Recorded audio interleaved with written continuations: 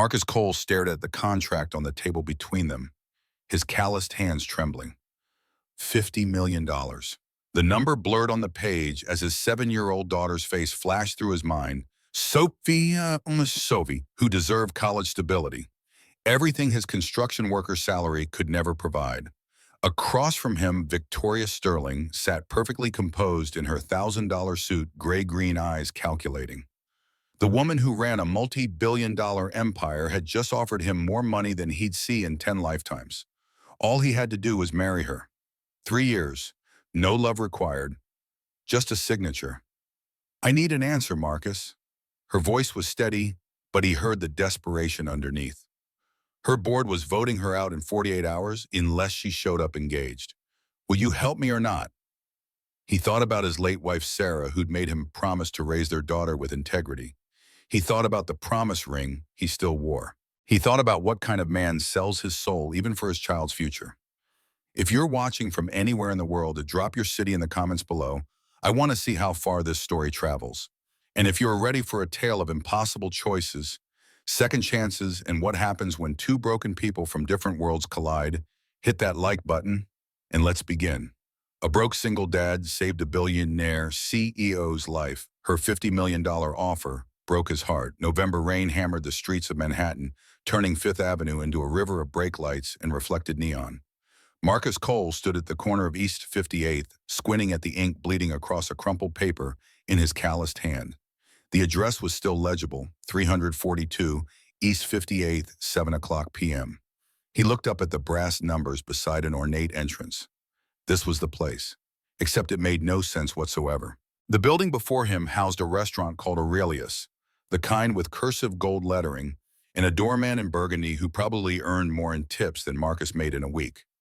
Through tall windows, he could see crystal chandeliers, white tablecloths, people dressed like they'd stepped out of magazines he'd never read.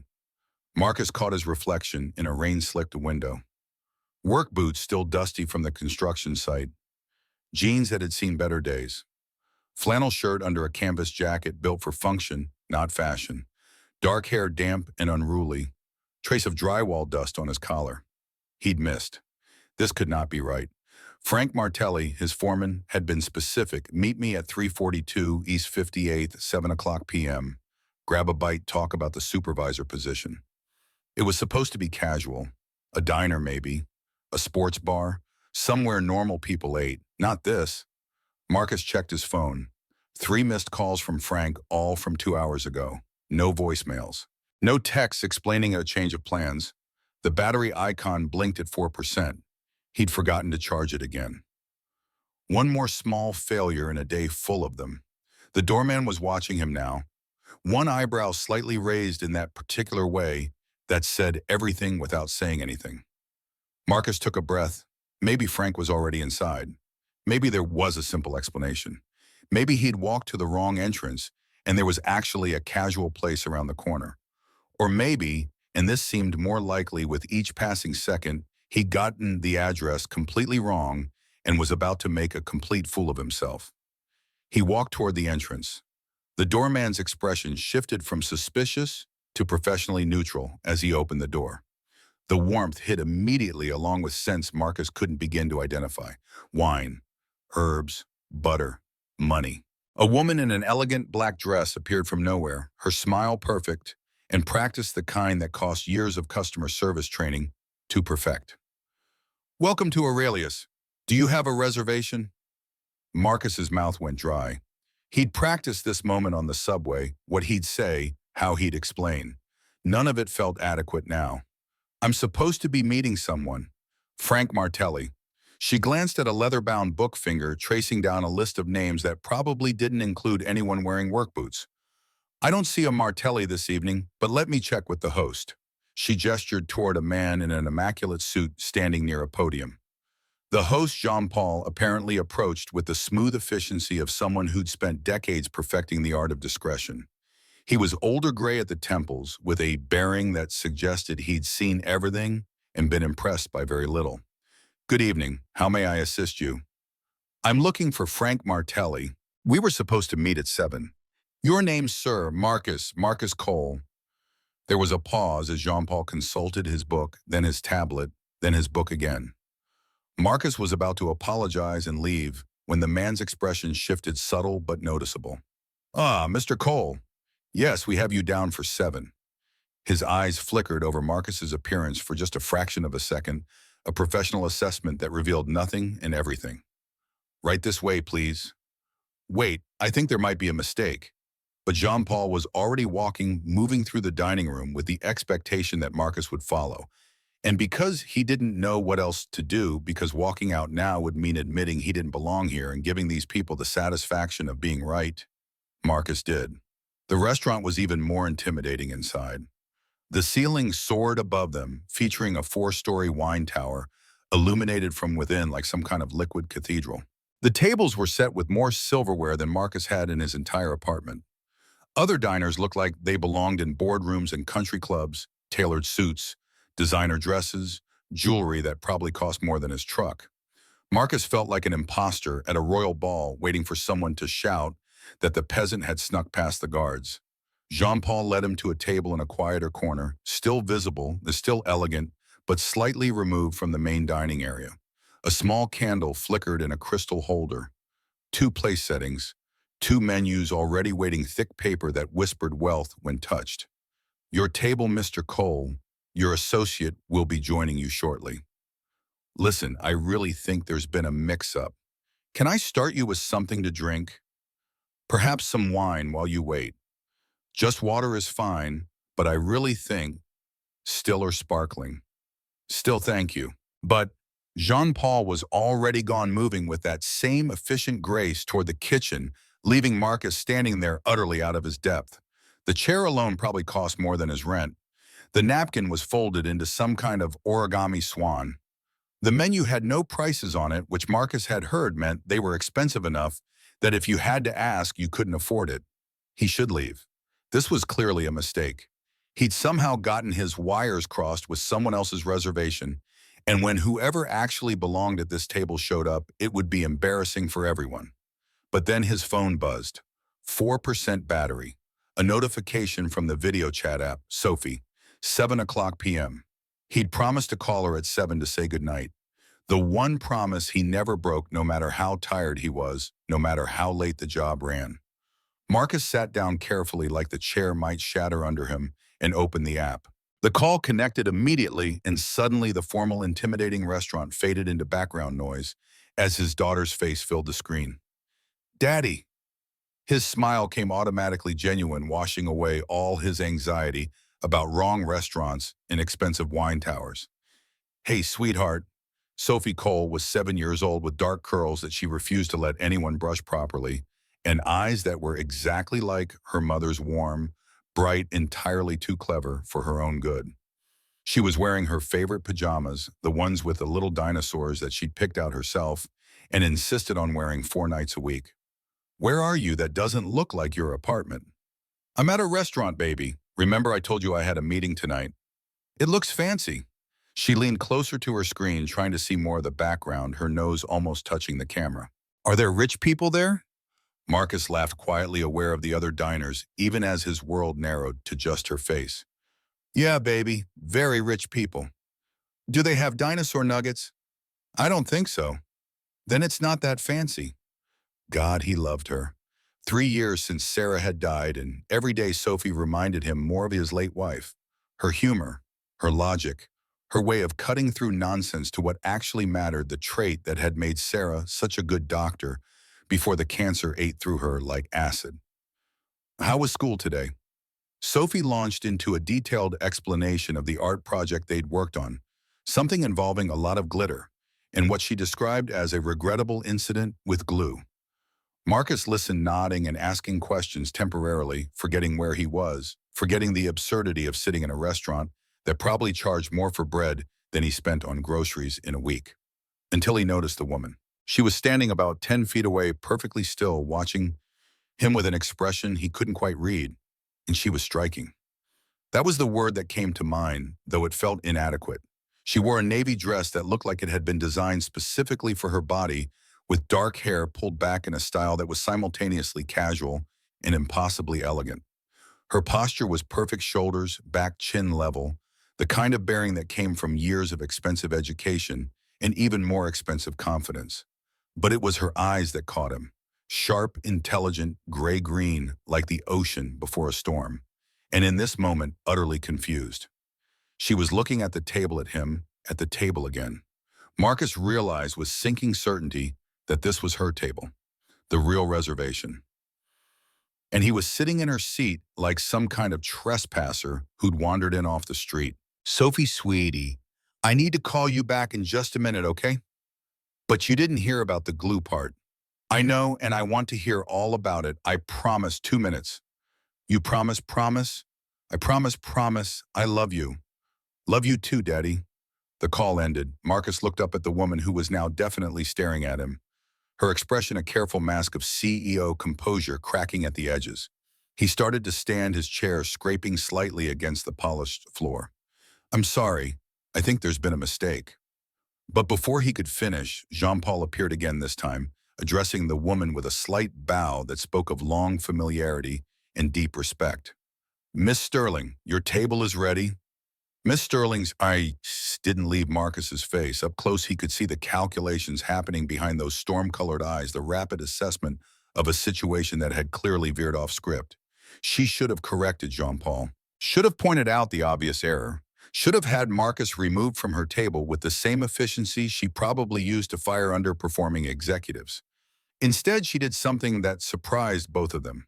She sat down. Thank you, Jean-Paul. That will be all. Jean-Paul hesitated for just a moment. Professionals like him could sense when the script was being deviated from, when the carefully orchestrated evening was going somewhere unexpected. But then he nodded and withdrew, disappearing into the background like smoke. Marcus remained standing, completely bewildered, his hand still on the back of his chair, like he was frozen mid-escape. I think there's been a mistake. This is clearly your table, and I was waiting for someone else, and I should probably just... Sit down, Mr. Cole. It wasn't a request. It was delivered in the tone of someone who was used to being obeyed, someone who gave orders to rooms full of people and expected immediate compliance. Marcus found himself sitting before he'd consciously decided to do so, his body responding to that command voice before his brain could catch up. Victoria Sterling, because that's who she was, though Marcus didn't know it yet, folded her hands on the table and studied him with the intensity of a scientist examining an unexpected specimen. Something that shouldn't exist in nature but somehow did. You're not Jonathan. No, I'm Marcus, and I'm definitely not supposed to be here. Neither am I, apparently. She picked up her menu without looking at it, her eyes still fixed on him like she was trying to solve an equation that didn't balance. And yet here we are. A server appeared different from before, younger, with the same nervous efficiency, and poured water into their glasses from a bottle that probably cost more than Marcus's phone bill. The water tasted exactly like water everywhere, which somehow made the whole thing more absurd. Can I bring you something from the wine list while you decide? Victoria glanced at Marcus, one eyebrow raised in a question that felt like a test. I'm fine with water. 2 glasses of the Stag's Leap Cabernet 2015, and we'll need a few minutes with the menu. The server nodded and disappeared like all the staff seemed to do here, materializing and vanishing with practiced precision. Marcus leaned forward slightly, keeping his voice low, even though the nearest occupied table was 20 feet away. I don't think you understand. I literally walked into the wrong restaurant. I was supposed to meet my foreman to talk about a job. I can't afford a glass of wine here.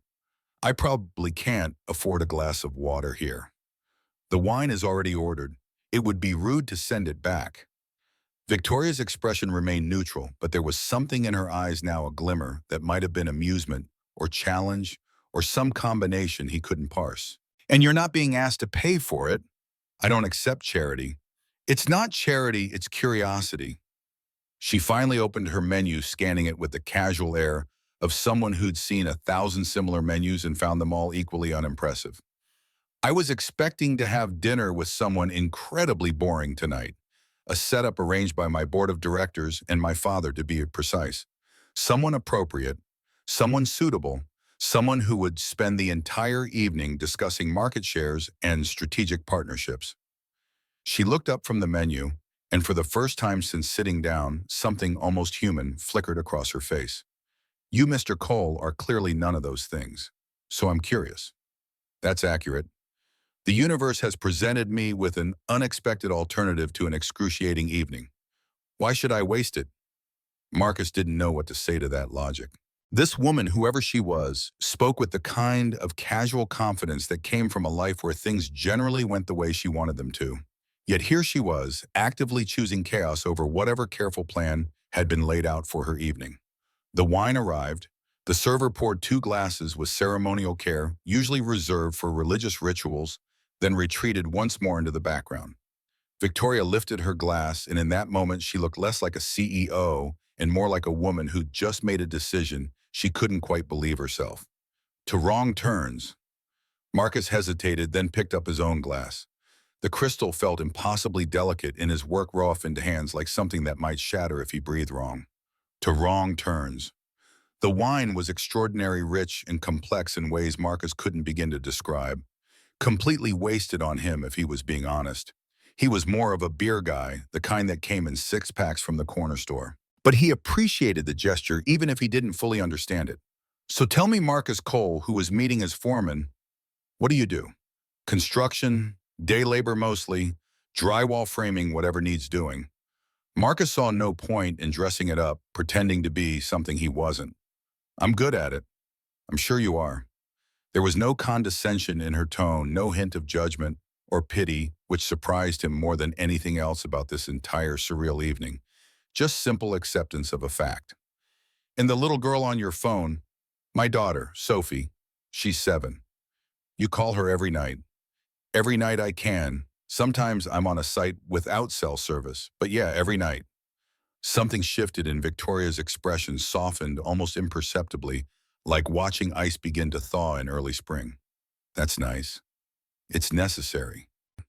Marcus took another sip of wine, feeling the warmth spread through his chest, loosening something that had been tight since he'd walked through the door. Her mother died 3 years ago. Cancer. It was fast. 8 months from diagnosis to... He stopped, surprised at himself. He didn't usually talk about Sarah to strangers, didn't share that particular wound with people he just met. But there was something about Victoria Sterling, direct gaze, the way she listened like she was actually hearing instead of just waiting for her turn to speak, that made the words slip out anyway. I'm sorry for your loss. Thank you. Where is she now, your daughter? With my neighbor, Mrs. Patterson. She watches Sophie when I have to work late, or apparently when I accidentally crash fancy dinners. He smiled slightly, trying to lighten the moment. Sophie's probably telling her all about the glitter incident right now. Glitter incident. Art class, there was glue involved. The details are apparently quite important. The corner of Victoria's mouth twitched. Not quite a smile, but close. Sounds serious. Life and death, from what I gather.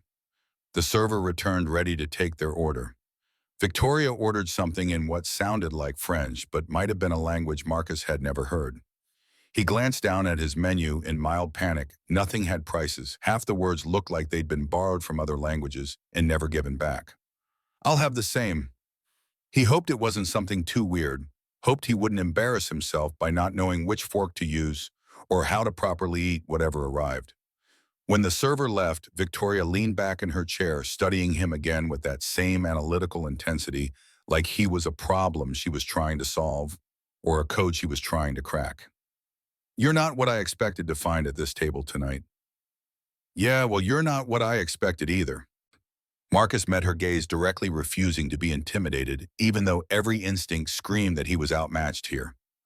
No offense, but you're kind of terrifying. That did get a smile. A real one, quick and genuine, transforming her face for just a moment into something warmer, more approachable. Good. I've worked very hard to be terrifying. Why? The smile faded like sun disappearing behind clouds. Because in my world, Mr. Cole, anything less than terrifying gets eaten alive. There was weight in the way she said it, a weariness that made Marcus think this wasn't just corporate bravado. This was truth hard-earned and harder lived. What world is that? Victoria picked up her wine glass again, but didn't drink, just held it like she was drawing comfort from the familiar weight. The kind where dinner isn't dinner, where every conversation is a negotiation, where even your father arranges dates like their merger proposals. She paused, and in that pause, Marcus could see all the things she wasn't saying, all the careful control she maintained just to survive in whatever world she inhabited. The kind where you sometimes wish you could just walk into the wrong restaurant. Is that what this is? Your version of walking into the wrong restaurant? Perhaps. She took a sip of wine, her expression thoughtful walls lowering just enough for him to see the person underneath the armor. Or perhaps you walked into the right one. Their first course arrived something delicate and artfully arranged on white porcelain, like it belonged in a museum instead of on a plate. Marcus watched Victoria pick up the correct fork from the array beside her plate and followed her lead, grateful for the guidance. The food was incredible. Some kind of fish with a sauce that tasted like the ocean had been distilled into liquid silk, but it felt almost criminal to swallow it. Good. Victoria asked the question like she genuinely wanted to know his opinion, like his answer mattered. Honestly, I'm kind of afraid to swallow it. Feels like it should be in a museum. She laughed, a genuine, unguarded sound that seemed to surprise her as much as it surprised him. That's the most honest review this place has probably ever received. They ate in companionable silence for a moment, the kind of quiet that felt comfortable instead of awkward. Then Victoria set down her fork and fixed him with that penetrating stare again. Can I ask you something, Marcus? Sure. Why did you sit down when you realized this wasn't your table? Why didn't you just leave? Marcus thought about it, taking another bite of the incredible food while he considered his answer. My phone was dying. I needed to call Sophie, and I figured I'd wait here for a minute, make the call, then explain the mix-up, and find the actual place I was supposed to be. He shrugged the gesture, feeling inadequate for explaining the chain of small decisions that had led him to this moment. Then you showed up, and things got weird. Weird. Victoria repeated the word like she was tasting it, rolling it around in her mouth to see how it felt. Yes, I suppose that's accurate. Your turn. Why did you sit down? You clearly knew I wasn't whoever you were supposed to meet. Victoria was quiet for a long moment, long enough that Marcus thought she might not answer. When she finally spoke, her voice was softer than before, almost vulnerable. Because I've spent the last 34 years sitting at the right tables, meeting the right people, saying the right thing. And in 34 years, I don't think I've ever had a real conversation. Not one that mattered. She met his eyes, and in that moment, all the CEO confidence had stripped away, leaving just a woman who was tired of pretending. And then I walk in here and find a man in work boots talking to his daughter about glitter, sitting at my table like he has every right to be here. And I thought, she trailed off, seeming to catch herself before revealing too much. What? I thought maybe just this once I could sit at the wrong table too. The second course arrived, then the third. As the evening unfolded, something strange happened. The awkwardness faded, replaced by an ease that neither of them expected. Victoria asked questions about his work, about Sophie, about his life in a way that felt genuinely curious rather than politely probing. Marcus, in turn, found himself asking about her world carefully at first, then with more confidence as she answered with surprising candor. She told him about the company she ran, Sterling Industries, apparently a major player in sustainable technology, though she described it with none of the pride he would have expected. She talked about board meetings that felt like battles, about a father who viewed affection as a weakness, about the constant pressure to perform to prove to perfect. So, this dinner tonight, Marcus asked after finishing his fourth course, some kind of lamb that melted on his tongue, like it was apologizing for being eaten. This was another performance. More than that, an audition. Victoria's expression hardened slightly, walls going back up. Jonathan Carmichael. Old money, new degrees, impeccable breeding. He checks every box my board of directors requires for someone who might eventually. She stopped herself, seeming to reconsider how much to share. Eventually what? She studied him for a moment, as if calculating how much truth to share with a stranger in work boots who'd stumbled into her carefully controlled world. Then she seemed to make a decision. My board believes I should marry someone suitable. Someone who can provide stability, airs the right connections. Her voice was flat, clinical, like she was describing a quarterly earnings report instead of her own life. Jonathan was candidate number 3. Marcus set down his fork. The lamb suddenly tasted like ash in his mouth. They're arranging your marriage like we're in the 1800s. In my world, Marcus, we never really left the 1800s. We just got better at pretending. And you're okay with this? I didn't say that. She took a long drink of wine, and Marcus noticed her hand tremble slightly, the first crack in her composure all evening. But what I'm okay with and what I have a choice about aren't always the same thing. Everyone has choices.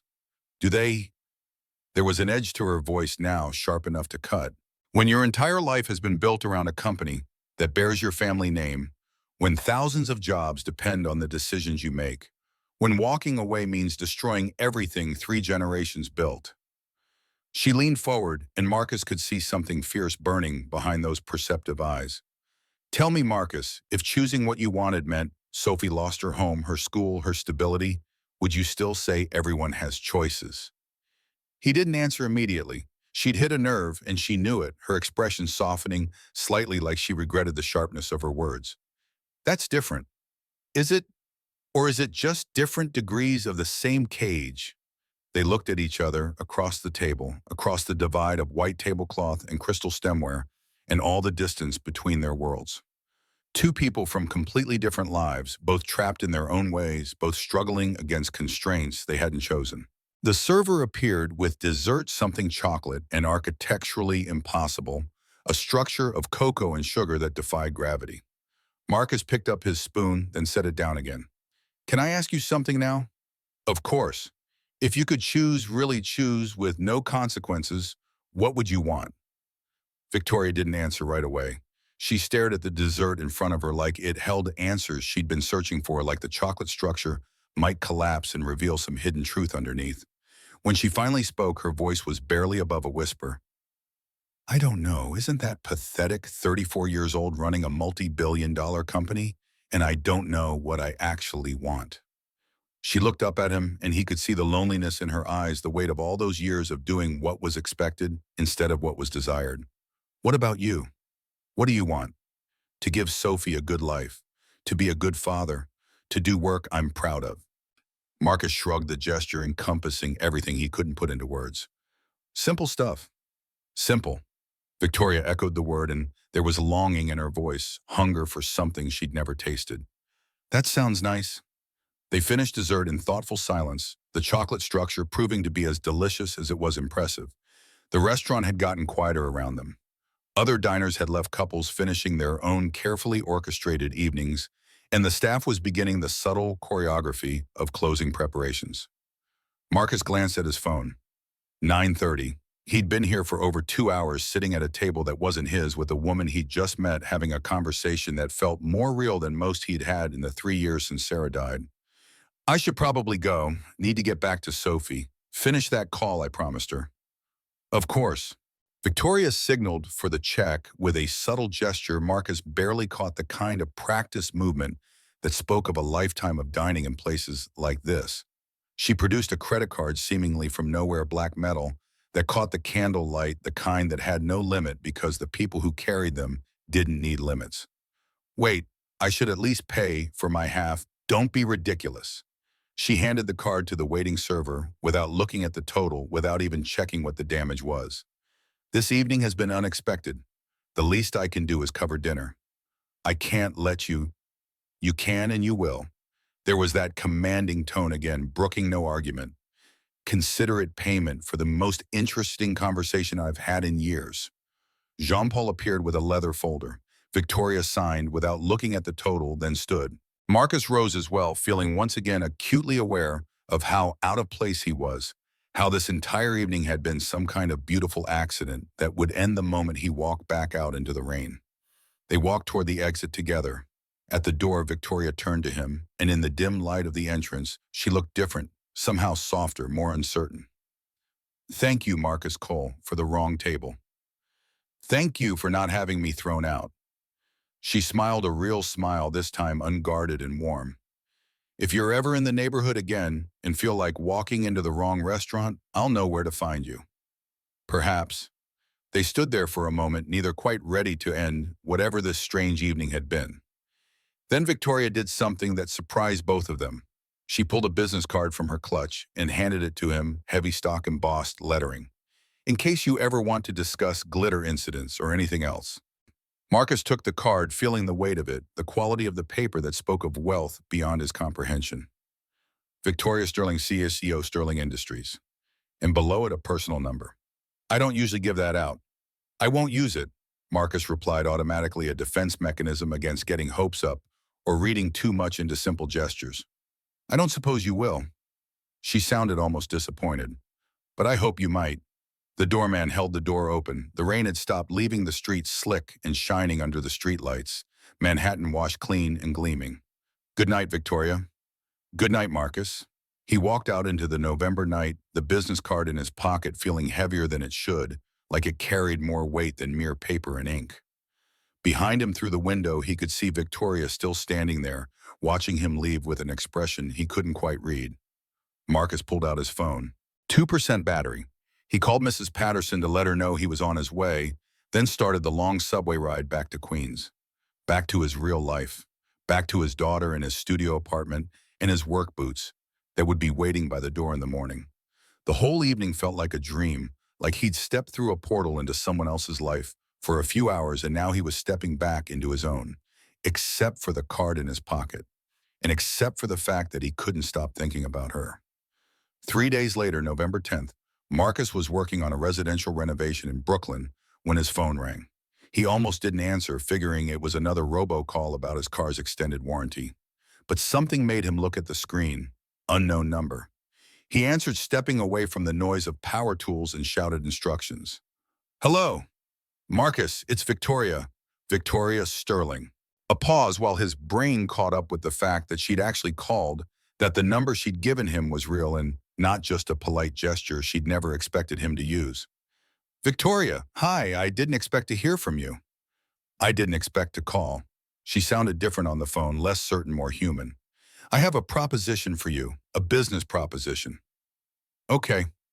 He was wary now, wondering what kind of business a billionaire CEO could possibly have with a construction worker.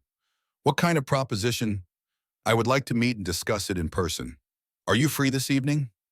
Yeah, I guess. But Victoria, there's a coffee shop on the corner of Lexington and 42nd. Do you know it? I can find it. 6 o'clock.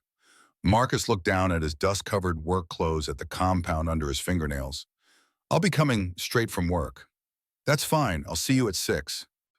She hung up before he could ask any more questions, leaving him standing in the middle of a half-demolished kitchen, wondering what the hell he'd just agreed to. The coffee shop was one of those trendy Brooklyn places with exposed brick and reclaimed wood furniture, where a regular coffee cost $7 and came with a lecture about single-origin beans. Marcus ordered black coffee and found a table near the back, trying not to think about how the chair probably cost more than his toolbox. Victoria arrived exactly at 6, and somehow she made walking into a coffee shop look like a power move.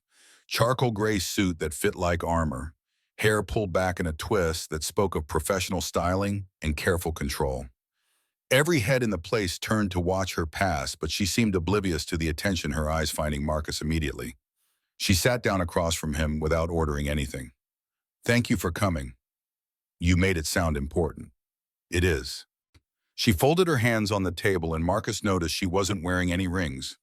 No jewelry at all, except small diamonds studs that probably cost more than his truck. I need to be direct with you, Marcus. I don't have time to be anything else. Okay. My board of directors wants me married. They believe it will provide stability to the company, ensure succession planning, and frankly make me easier to control. Her voice was matter-of-fact, like she was discussing quarterly earnings instead of her own life. They've given me 6 months to find a suitable candidate, or they'll proceed with a vote of no confidence. Marcus leaned back in his chair, the wood creaking slightly under his weight. That's insane. That's business.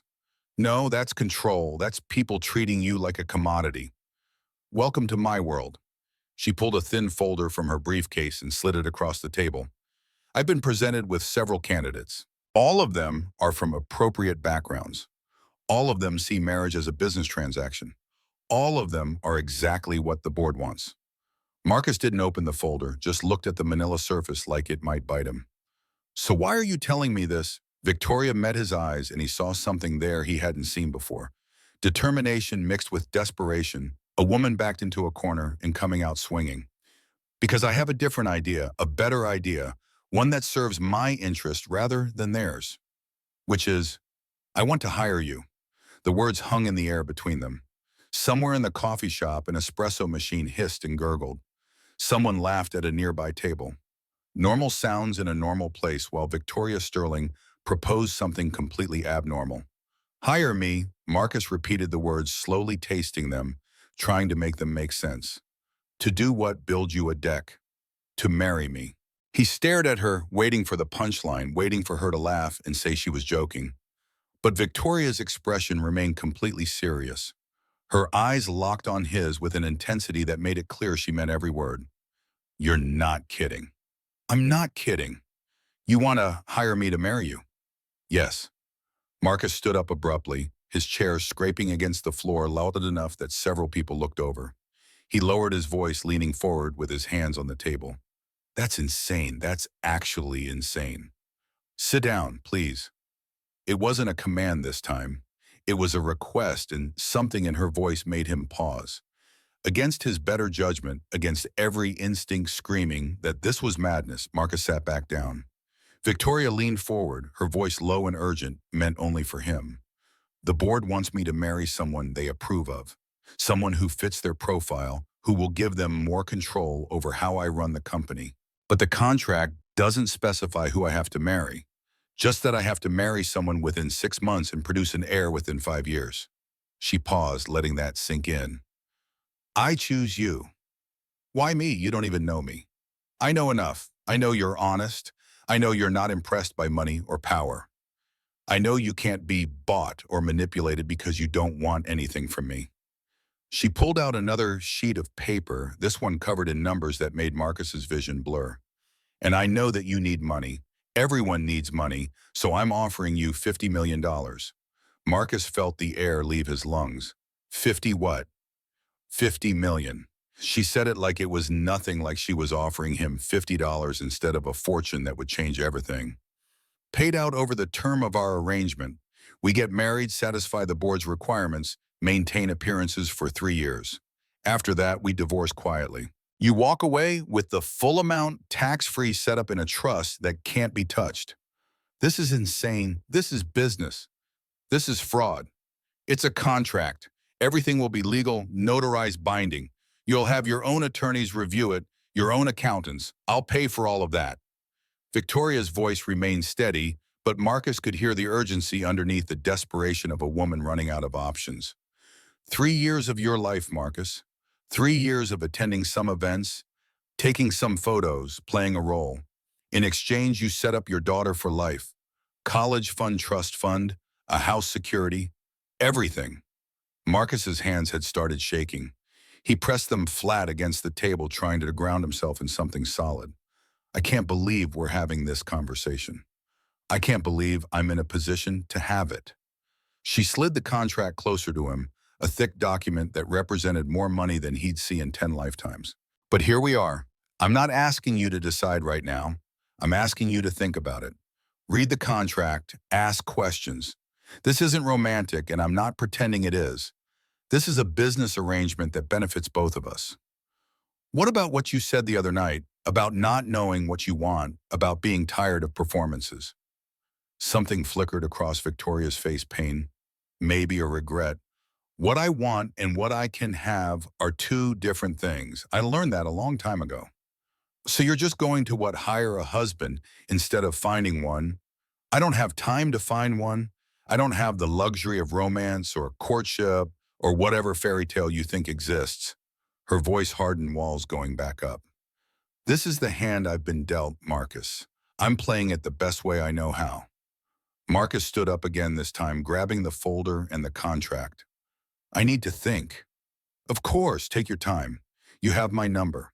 He started to leave, then turned back. Can I ask you something? Anything. Why that night at the restaurant? If you knew I wasn't your date, why did you sit down? Victoria was quiet for a long moment, her composure cracking just slightly at the edges. Because for 2 hours I got to be someone else, someone who could have a normal conversation over dinner, someone who didn't have to calculate every word. She looked up at him, and Marcus saw the loneliness there, the weight of all those years of careful control. And I wanted to see if that person still existed somewhere inside me. Does she? I don't know. Maybe that's why I'm here. Marcus left without another word, the contract burning a hole in his jacket pocket. Outside, the evening rush was in full swing, crowds of people heading home from work, street vendors, selling pretzels and hot dogs, taxis, honking in an eternal symphony of impatience. Nothing about this was normal. He made it 3 blocks before he had to stop and lean against a building, trying to process what had just happened. $50 million. 50 million. He couldn't even really comprehend that number. It was more money than he'd make in 10 lifetimes doing construction. More money than he'd ever imagined having. Money that could change everything for Sophie. He pulled out his phone and called the one person whose judgment he trusted more than his own. She answered on the second ring. Marcus, what's wrong? I need to talk to you. Lisa Matthews lived in Brooklyn with her husband and 2 kids. She'd been Sarah's big sister, protective, practical, and completely no nonsense. After Sarah died, Lisa had been there for everything. Helping with Sophie, talking Marcus down from ledges, being the voice of reason when everything felt impossible. An hour later, Marcus sat at Lisa's kitchen table while her kids did homework in the next room, and her husband Mike made himself scarce. Lisa had read through the contract twice, her expression growing more incredulous with each page. This is real. I know. She's offering you $50 million to marry her for 3 years. I know. Lisa set down the contract and looked at him, really looked at him, seeing past the confusion to the conflict underneath. Do you understand what this kind of money would mean? Of course I do. No, I mean really understand. Lisa leaned forward, her voice tense. This isn't just about you. This is about Sophie's future. College anywhere she wants. No student loans, no debt. A house, security, everything Sarah wanted for her. Marcus's throat tightened at the mention of his wife, at the invocation of her dreams and hopes for their daughter. Don't. Don't what? Point out the obvious. Lisa's voice softened slightly, but her words remained sharp. Marcus, I love you. You're the best father I know. But how long can you keep doing this? Working 12-hour days, barely scraping by, one emergency away from disaster. I'm doing fine. You're surviving. That's not the same thing as being fine. She tapped the contract, the sound loud in the quiet kitchen. This woman is offering you a chance to do more than survive, to actually build something. And all you have to do is play a role for 3 years. It's not that simple. Why not?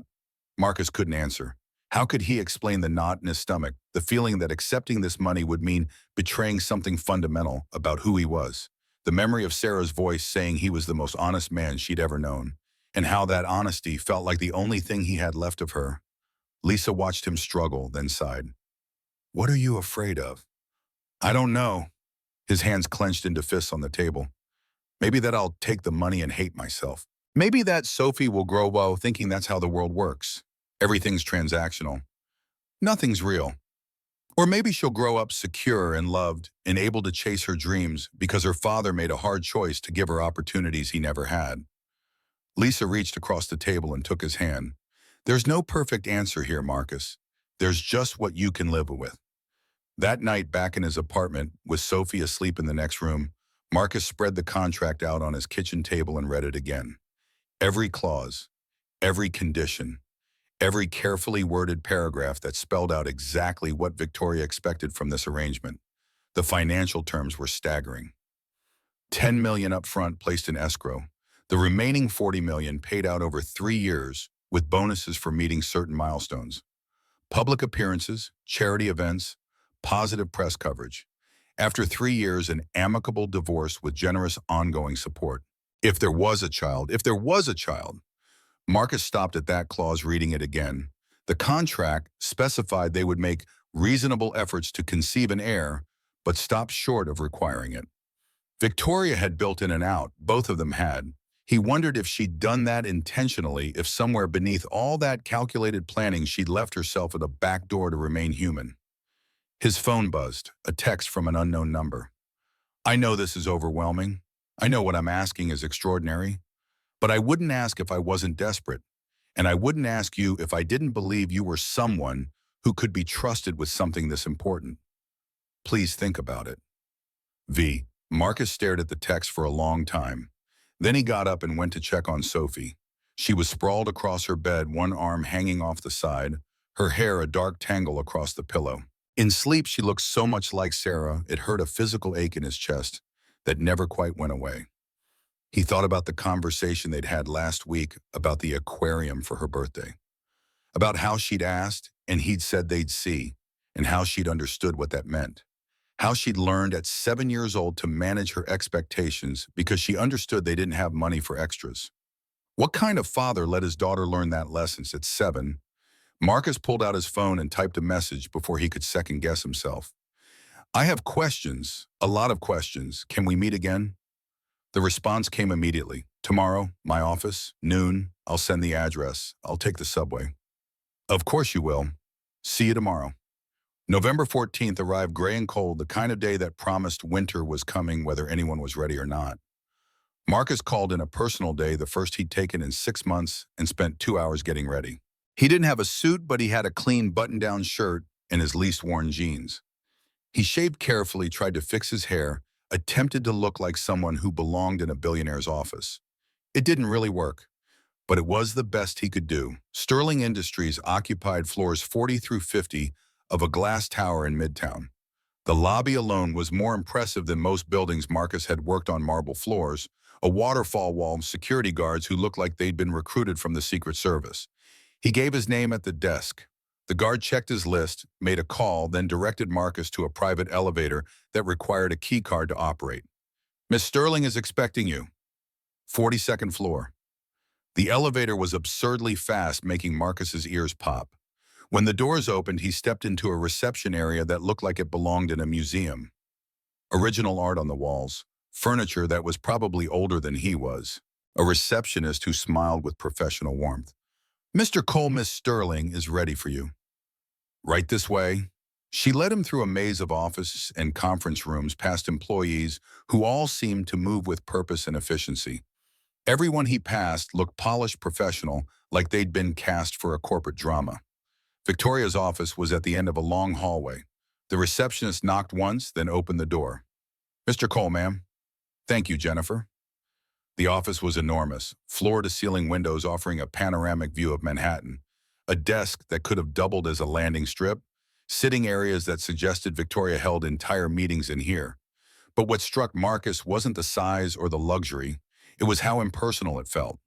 No photos, no mementos, nothing that suggested a human being actually worked here. Victoria stood by the windows backlit by the afternoon sun. She'd traded yesterday's suit for a navy dress and heels that added 3 inches to her height. She looked every inch the billionaire CEO. Thank you for coming. She gestured to a sitting area where leather chairs probably cost more than his monthly rent. Please. An assistant appeared with coffee and pastries, then vanished like a ghost. Victoria waited until they were alone before speaking. So, questions? Marcus pulled out a notebook, actual paper, which felt absurdly low-tech in this space. I have about 100 of them. Start anywhere. The money, how do I know it's real? Victoria pulled out a tablet, tapped a few times, then turned it to show him a bank statement, an account with his name on it, a balance that made Marcus's vision blur. $10 million. That's the escrow account. It's already funded. Your attorneys will have access to verify it. If you sign the contract, it becomes yours immediately. She set down the tablet. Next question. What exactly would this look like day to day? You'd move into my apartment. We'd maintain separate bedrooms initially, but share common spaces. We'd attend events together, charity galas, company functions, family dinners. We'd be photographed together, interviewed together. To the outside world, we'd be a married couple. And behind closed doors, whatever we agree to, I'm not asking for romance, Marcus. I'm asking for partnership. Someone I can trust not to betray me. What about Sophie? For the first time, Victoria's professional demeanor cracked slightly. Sophie would be part of this. There's a bedroom for her in the apartment. Private school tuition is covered. She'd have access to everything, tutors, activities, whatever she needs. You'd be her stepmother. Legally. Yes. Have you ever spent time with a child? Victoria's honesty was immediate and stark. No, shit. Marcus appreciated the truth at least. Sophie's 7. She asks about a million questions. She doesn't sit still. She has opinions about everything. I've run board meetings with men who act the same way. Victoria's mouth twitched almost a smile. I think I can handle it. This isn't a joke. I'm not joking. She leaned forward, and Marcus could see the sincerity in her eyes, the genuine attempt to understand what he was asking. Marcus, I understand this is your daughter's life we're talking about. I understand the weight of that responsibility. I would never ask you to put her in a situation that wasn't safe or healthy. But you'd ask me to lie to her. I'd ask you to give her opportunities she wouldn't otherwise have. How you frame that to her is your decision. Marcus made a note in his notebook, though he wasn't sure what he was writing anymore. The words blurred together, meaningless symbols representing impossible choices. What happens if one of us wants out before the 3 years? There's a termination clause. Either party can exit the contract with 90 days notice. You keep whatever money has already been distributed, prorated for time served. No penalties, no lawsuits. That seems too easy. It's in my interest to make this as clean as possible. Messy divorces destroy value. I'd rather part as friends than enemies. We're not friends? Not yet. Victoria picked up her coffee cup, studying him over the rim. But I think we could be. That night at the restaurant, that was real. The conversation we had was real. I think we could build something functional out of that. Functional. Marcus repeated the word, tasting the clinical coldness of it. That's what you want, a functional marriage, you? It's more than most people in my world have. He couldn't argue with that logic, which somehow made it worse. What about your father, your board? Do they know you're planning this? They know I'm pursuing marriage candidates. They don't know which one I've chosen. That announcement would come after you sign. They'll never accept me. They don't have to accept you. They just have to accept that you're my legal husband. Victoria set down her cup with careful precision. Besides, you underestimate yourself. You're honest, hardworking, devoted to your daughter. Those are qualities even my father can't criticize without looking like a hypocrite. Your father is going to hate me. My father hates everyone. Don't take it personally. Marcus stood up, too restless to sit anymore. He walked to the windows, looking out at the city spreading in every direction like a living organism. All those people going about their lives, none of them facing a decision like this. I grew up in Queens. My dad worked in construction.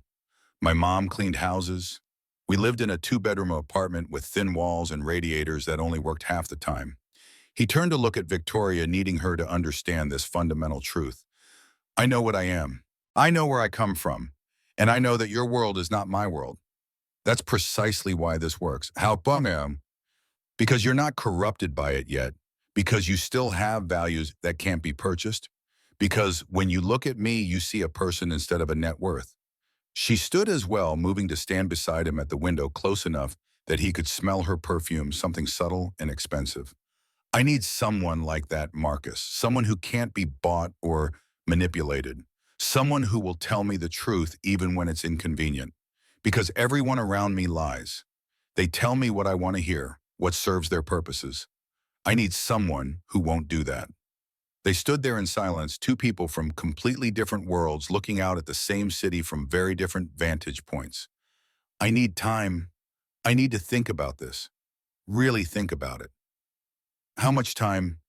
A week, maybe 2. Victoria's jaw tightened.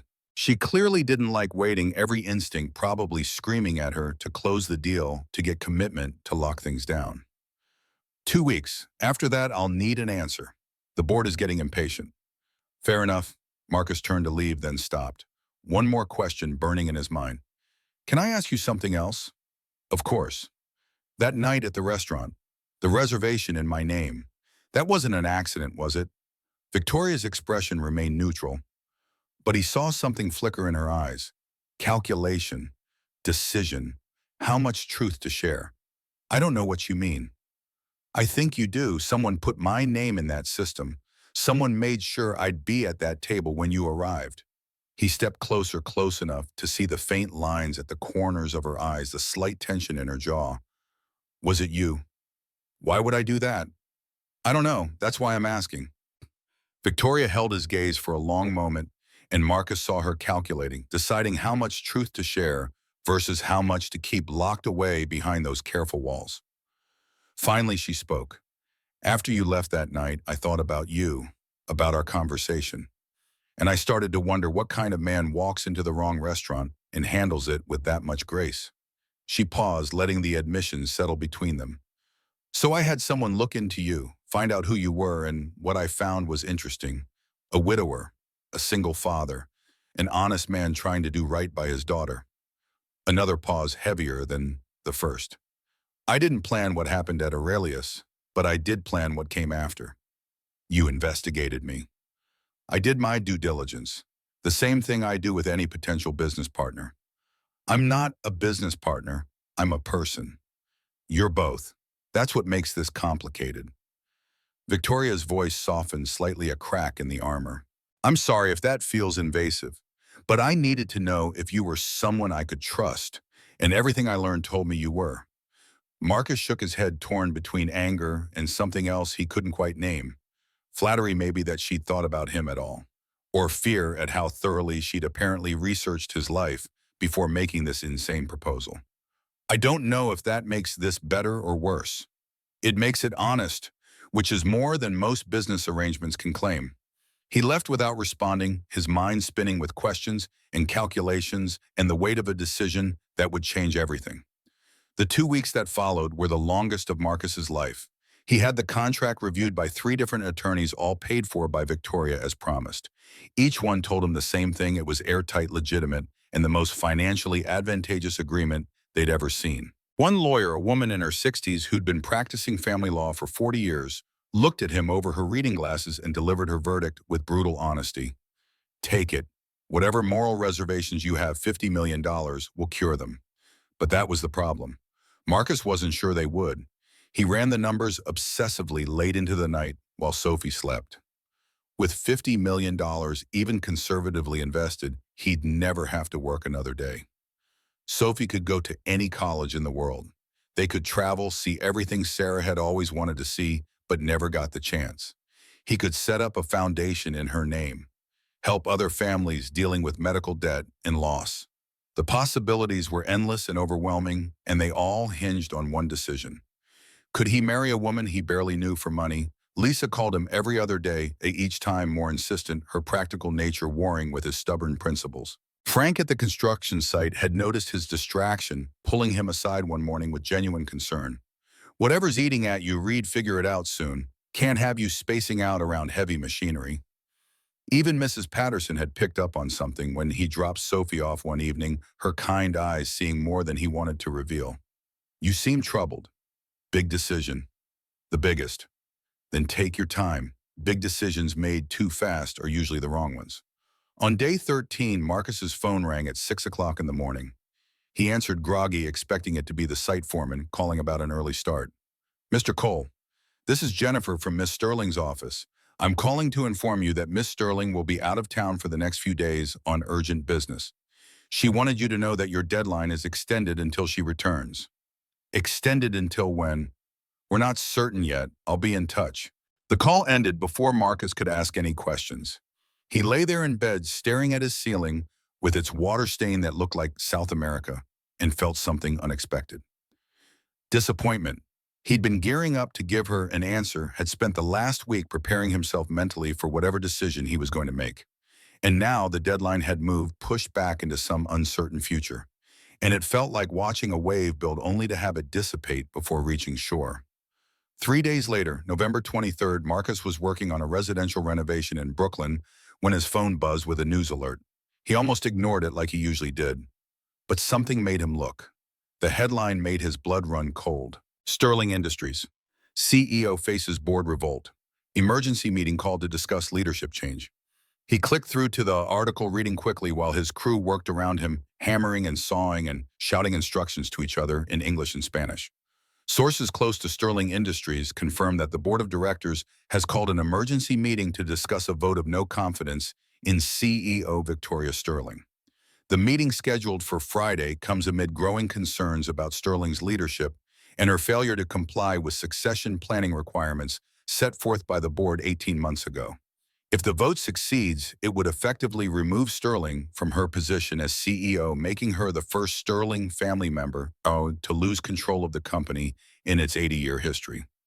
Marcus read the article 3 times, each time feeling the weight of it more heavily.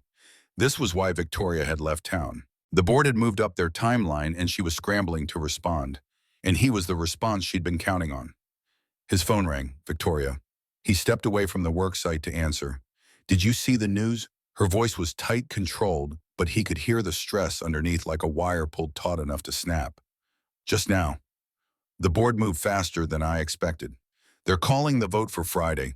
That gives me less than 48 hours. A pause and he could hear her breathing, could almost see her standing somewhere with perfect posture and clenched fists. Marcus, I need an answer. I know I said you could have more time, but I don't have more time to give. The board wants me to show up to that meeting with a fiancé, or they're voting me out. She took a breath, steadying herself. So I'm asking, will you help me or not? I need to meet with you in person. I'm in Boston. I can be back in New York by tonight. Where? Your apartment. 8 o'clock. I'll send you the address. The address Victoria sent was in Tribeca, in a building Marcus had walked past 100 times but never imagined entering. The doorman checked his name against a list, then directed him to a private elevator that required both a key card and a fingerprint scan. Penthouse level. Miss Sterling is expecting you. The elevator opened directly into Victoria's apartment, and for a moment Marcus just stood there trying to process what he was seeing. The space was enormous, 3,000 square feet at least, with floor-to-ceiling windows offering views of the Hudson River and the city lights beyond. Everything was pristine, modern, expensive. The furniture looked like it belonged in a design magazine. The art on the walls was museum quality. And it was completely, utterly soulless. There were no photos, no personal touches, no indication that anyone actually lived here beyond the most basic necessities. It was a showroom, not a home, a place to impress visitors rather than a space to inhabit. Victoria appeared from another room wearing jeans and a sweater, the most casual he'd ever seen her.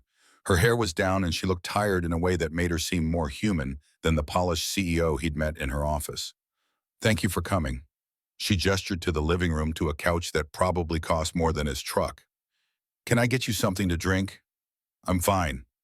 They sat on opposite ends of the expensive couch, the distance between them feeling both necessary and vast. I have my answer. Marcus's voice was steady despite the way his heart was hammering against his ribs. Okay. Victoria's hands tightened on her knees, bracing herself for whatever was coming. But first I need to understand something. Why me, really? You could hire anyone for this. An actor, a model, someone who's trained to play roles. Someone from your world who understands how these things work. Why a construction worker from Queens with a 7-year-old daughter? Victoria was quiet for a long moment, her eyes fixed on the river beyond the windows, on the boats moving through the dark water, like small stars drifting across a liquid sky. When she spoke, her voice was softer than he'd ever heard it. Because everyone in my world is playing an angle. Everyone wants something, money, connections, status, power. I can't trust any of them because I never know what their real agenda is. She turned to look at him, and in the dim light of her sterile apartment, she looked younger, somehow more vulnerable. But you, that night at the restaurant, you didn't want anything from me. You were just present, honest, real. And I realized I couldn't remember the last time I'd had a conversation with someone who wasn't trying to manipulate me or use me or position themselves for some future advantage. So you decided to hire me to manipulate you instead. I decided to hire someone I could trust to be exactly who they are. No hidden agendas, no secret plays for power. She shifted to face him more fully, and Marcus could see the desperation in her eyes, the fear of a woman who'd built her entire identity around a company and was watching it slip away. I need someone who will tell me the truth, Marcus, even when it's hard, especially when it's hard, because everyone around me lies. My board, my father, my so-called friends, they all tell me what they think I want to hear or what serves their purposes. I need someone who won't do that. You need a moral compass. I need a partner who remembers I'm human. Marcus felt something shift in his chest, a tectonic plate of understanding, moving beneath his carefully constructed resolve. This wasn't just about satisfying a board requirement or maintaining control of a company. This was about a woman who'd spent so long being treated as an asset that she'd almost forgotten how to be a person. I've thought about your offer. I've run every number, considered every angle, talked to lawyers and accountants and people I trust. And the math makes sense. The contract is solid. The money would change my life and Sophie's life in ways I can barely comprehend. Victoria's voice was barely a whisper, already bracing for rejection. But, but I keep coming back to the same question. What does it cut, not in money, but in everything else? My integrity, my values, the promise I made to Sarah that I'd raise our daughter to know the difference between right and wrong. He leaned forward, needing her to understand this. I've been poor my whole life, Victoria. I know what it's like to count pennies, to choose between paying the electric bill or buying groceries to tell my daughter we can't afford something she wants. And I've hated every minute of it. Then take the money. Let me finish. Marcus's voice was gentle but firm. I've been poor and it's been hard, but I've never been dishonest. I've never lied about who I am or what I believe in. And I don't know if I can start now, even for $50 million. Victoria's face had gone very still, frozen in that moment, before breaking, before the carefully constructed facade crumbled completely. So your answer is no. My answer is, I need you to understand what you're asking. You're not just asking me to play a role or sign a contract. You're asking me to build my daughter's future on a lie, to teach her that everything has a price, including integrity. And I don't know if I can do that, even if it means she has opportunities I never had, even then.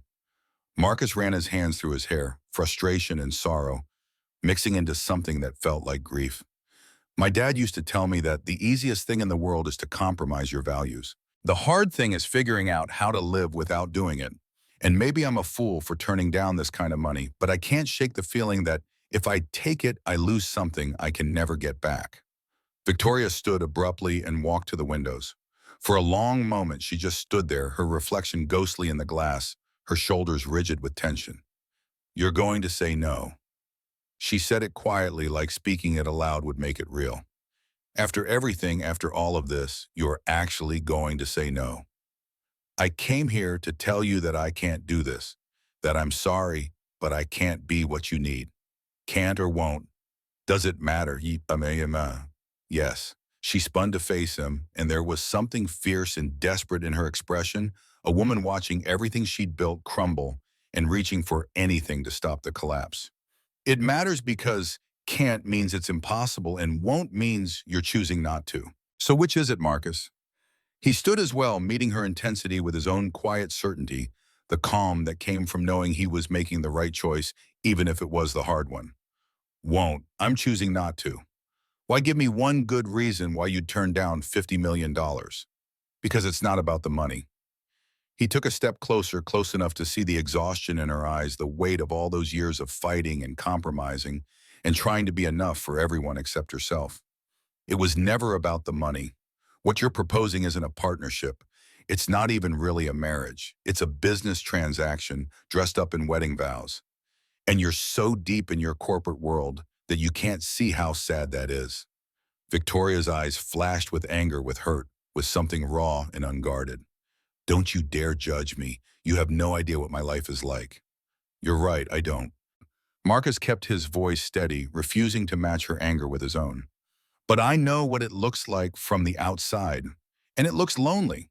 It looks like you've convinced yourself that everything worth having can be bought or negotiated or contracted. And maybe in your world that's true, but it's not true in mine. So what? You're going to go back to your tiny apartment and your minimum wage job and feel morally superior because you turned down the chance to actually help your daughter. The words were meant to sting, and they did, landing like blows against his ribs.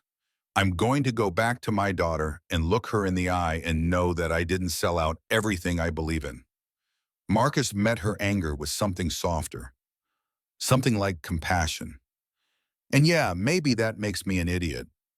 Maybe 20 years from now, I'll regret this decision. But at least I'll be able to live with myself. You self-righteous Victoria bit off the word, her hands clenched into fists at her sides.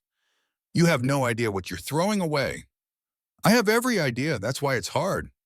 They stood there facing each other across her immaculate living room, across the divide of wealth and class, and all the choices that had brought them to this moment. Two people from different worlds who'd almost found a way to bridge the gap. Almost. Victoria's phone buzzed on the table between them.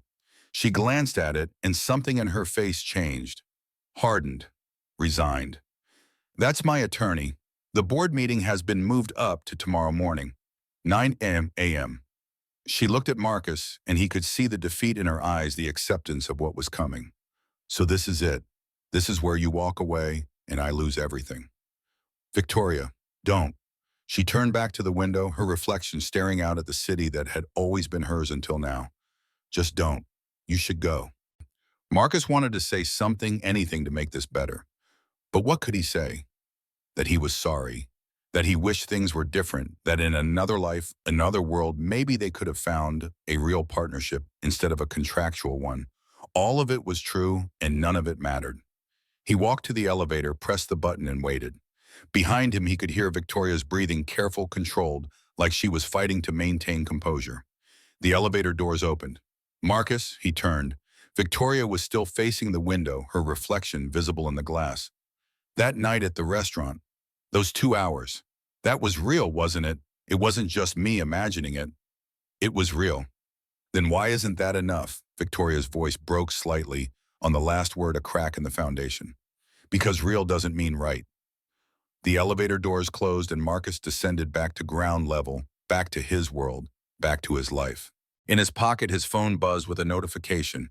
He pulled it out to find a message from Victoria. The escrow account will be closed tomorrow. The money was real, even if nothing else was. I'm sorry I wasted your time. Marcus stared at the message for a long moment, then deleted it without responding. He walked out into the Tribeca night, past the galleries and boutiques and restaurants he'd never be able to afford, and headed for the subway that would take him back to Queens. He'd just turned down $50 million. He felt sick and relieved and terrified all at once, like he'd stepped off a cliff and didn't know yet whether he'd fall or fly. The next morning, Marcus made Sophie chocolate chip pancakes shaped like dinosaurs, a ritual reserved for special occasions or difficult days. She ate them enthusiastically, chattering about the field trip her class was taking next week to the Natural History Museum. Can you come with us? Some of the other parents are coming. I'll have to check with work, but I'll try. You always try. That usually means no. The observation hit harder than it should have, a 7-year-old's clear-eyed assessment of their limitations. I know, baby, I'm sorry. It's okay. I know you have to work. She took another bite of pancake syrup, coating her fingers. Did you decide about the lady, the one with the nice apartment? He'd almost forgotten he'd mentioned Victoria to her, trying to explain in child-appropriate terms why he'd been so distracted. Yeah, I decided. And Sophie sat up straighter, looking at him with those two perceptive eyes. Are you sad about it?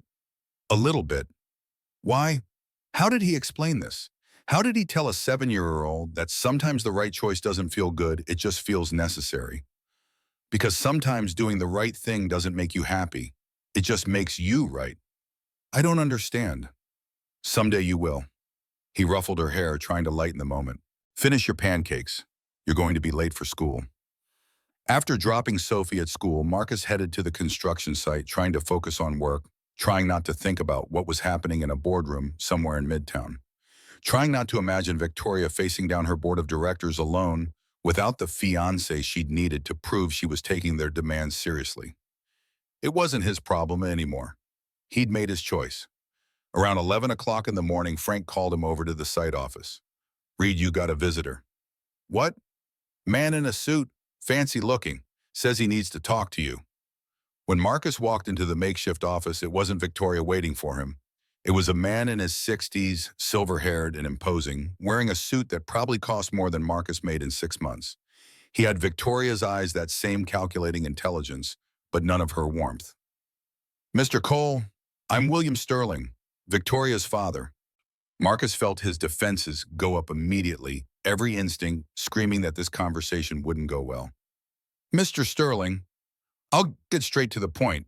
I know about my daughter's proposal to you, and I know you turned her down. That's between me and Victoria. Under normal circumstances, I'd agree. William pulled out his phone, tapped a few times, then showed Marcus the screen. It was a news article posted 20 minutes ago. Breaking: Victoria Sterling steps down as CEO of Sterling Industries. Marcus felt like he'd been punched in the gut. She resigned. She was given a choice: resign voluntarily or face a vote she was guaranteed to lose. She chose to maintain some dignity. William pocketed his phone, his expression cold. The board meeting ended an hour ago. My daughter is no longer in control of the company her grandfather built. Why are you telling me this? Because you need to understand what you did. William's voice was ice, each word carefully chosen to cut. My daughter came to you with a solution. Admittedly an unconventional one, but a solution nonetheless.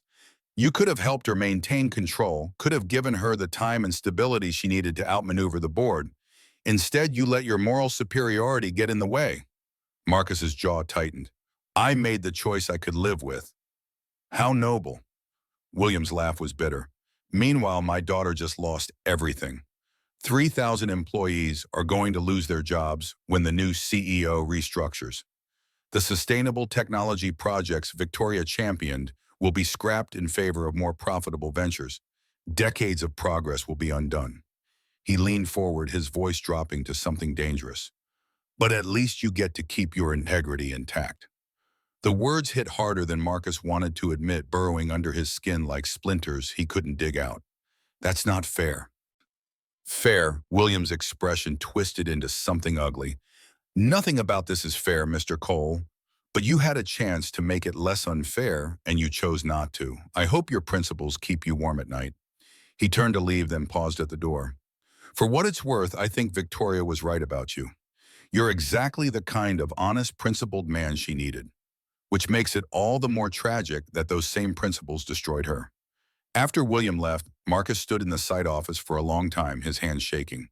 Around him, the construction site continued its normal rhythm. Hammers pounding, saws buzzing, men calling to each other in languages he understood and didn't. He pulled out his phone and called the number he had been trying not to think about. Victoria answered on the first ring. Marcus, I just met your father. I know, I told him not to go see you. Is it true? Did you resign? A pause long enough that he could hear her breathing on the other end. Yes. Victoria, don't apologize. You made your choice. I respect it even if I don't understand it. Her voice was steady, controlled, professional. The CEO mask firmly back in place even if the title was gone. I didn't know it would be this bad. How could you? I didn't tell you the full extent of what was at stake. I was trying to manipulate you with money. A pause heavier than the last. I didn't think you'd respond to anything else. What would you have told me if you thought I'd listen? Victoria's laugh was hollow. The truth. That Sterling Industries isn't just a company. It's a legacy, a responsibility. The only thing I've ever been good at. That losing it doesn't just mean losing power or status. It means failing everyone who believed in me, everyone who trusted me to do better than the generation before. Another pause. But you wouldn't have cared about that either. Why would you? It's not your problem. Where are you, Tom? Does it matter? Just tell me. My office, cleaning out my desk. I'm coming there. Marcus, there's no point. He hung up before she could finish and told Frank he needed the rest of the day off. He didn't wait for approval, just headed for the subway, still wearing his work clothes, still covered in dust and sweat. The security guard at Sterling Industries looked at him with recognition this time. Mr. Cole, I'm afraid Miss Sterling is no longer. I know, I need to see her anyway. Sir, I can't just call her. Tell her Marcus Cole is here, and he's not leaving until she sees him. The guard made the call, spoke quietly into his phone, then looked surprised. She says to send you up. The elevator ride to the 42nd floor felt longer this time, each floor ticking by with agonizing slowness. When the doors opened, the reception area was different. Boxes stacked everywhere, people moving with the frenetic energy of corporate chaos. The receptionist, Jennifer, looked haggard. Mr. Cole, she's in her office. The door was open. Inside, Victoria stood by those floor-to-ceiling windows in the same position she'd been in last night, looking out at the city that had just chewed her up and spit her out. Her office was half-packed boxes filled with personal items Marcus hadn't even realized she kept here. She didn't turn when he entered. "You shouldn't have come. Your father ambushed me at my work site." "I know, I'm sorry." He's angry and he's lashing out. "Don't take it personally." He said 3,000 people are going to lose their phones. Probably more. Victoria's voice was flat, emotionless, the careful control of someone who'd cried all their tears in private and had nothing left for public consumption. The new CEO is known for aggressive restructuring. The Sustainable Technology Division will be shuttered within 3 months. Everything I've built for the last 5 years. Gone. Marcus moved to stand beside her at the window, looking out at the city spreading below them. Like a circuit board, all those lives intersecting and diverging in patterns too complex to map. "I didn't know it would be this bad." "How could you? Didn't tell you the full extent of what was at stake." She finally turned to look at him, and he saw the exhaustion in her face, the defeat written in every line. "I was trying to manipulate you with money. I didn't think you'd respond to anything else." "What would you have told me if you thought I'd listen?" Victoria's composure cracked just for a moment, enough for him to see the pain underneath. "The truth, that Sterling Industries isn't just a company. It's a legacy, a responsibility. The only thing I've ever been good at. That losing it doesn't just mean losing power. It means failing everyone who believed in me, everyone who trusted me to do better." She turned back to the window, her reflection ghostly in the glass. "But you were right to say no. You were right about all of it." Marcus didn't know what to say to that, to the acceptance in her voice that felt more like resignation than peace. "Your father was wrong about one thing. He said, 'My principles destroyed you.' But you were already being destroyed, Victoria, by a system that treats people like commodities, by a board that cares more about profit margins than human beings, by a world that convinced you the only way to survive was to become as cold and calculating as everyone else. So what, you came here to lecture me?" "No." Marcus turned to face her, fully needing her to see the sincerity in his eyes. "I came here to tell you that I'm sorry. I'm sorry I couldn't be what you needed. I'm sorry the world you live in is so broken that my saying no cost you everything. And I'm sorry that I don't have a solution, because I'm just a construction worker from Queens, and this is way beyond anything I understand." Victoria's composure finally broke. Her eyes filled with tears that she blinked back furiously, fighting to maintain control even as it slipped through her fingers. "Then why are you here?" "Because I couldn't let you think I didn't care. Because that conversation we had at the restaurant was real, and you deserve to know that it mattered. That you matter." He reached out hesitantly, then pulled her into a hug. For a moment she resisted, her body rigid with pride and pain. Then she broke her arms, wrapping around him, her face pressed against his shoulder, her shoulders waking with silent sobs. They stood like that for a long time, two people who'd almost found a way to save each other and failed. Around them, the city continued its indifferent business, and life moved forward the way it always did, caring nothing for individual tragedies or small human moments of connection.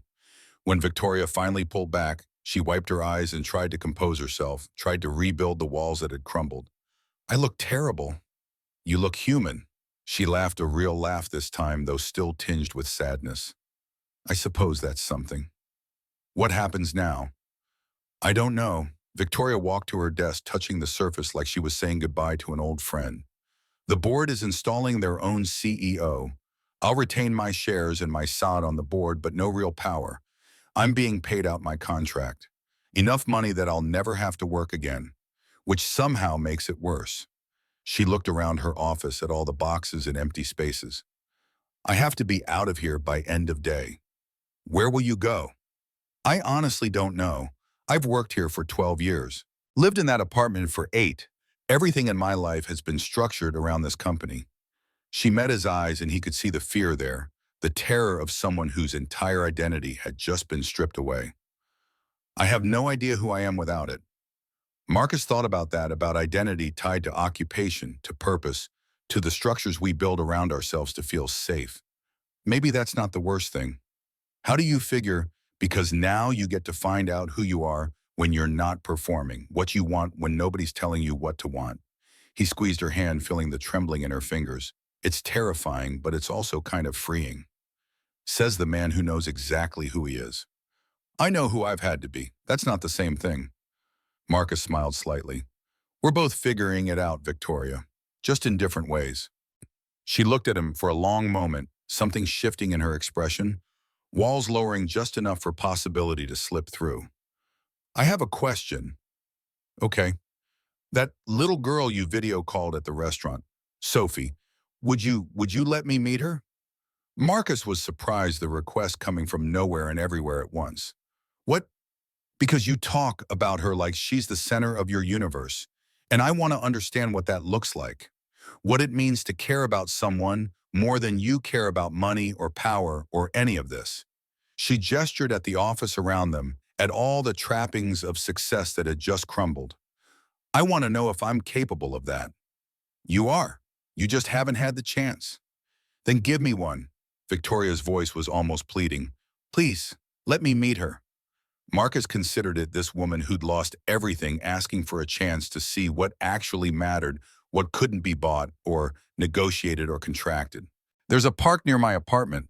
We go there most Saturdays. You could meet us there. This Saturday, this Saturday. Victoria nodded, something like relief crossing her face. Thank you.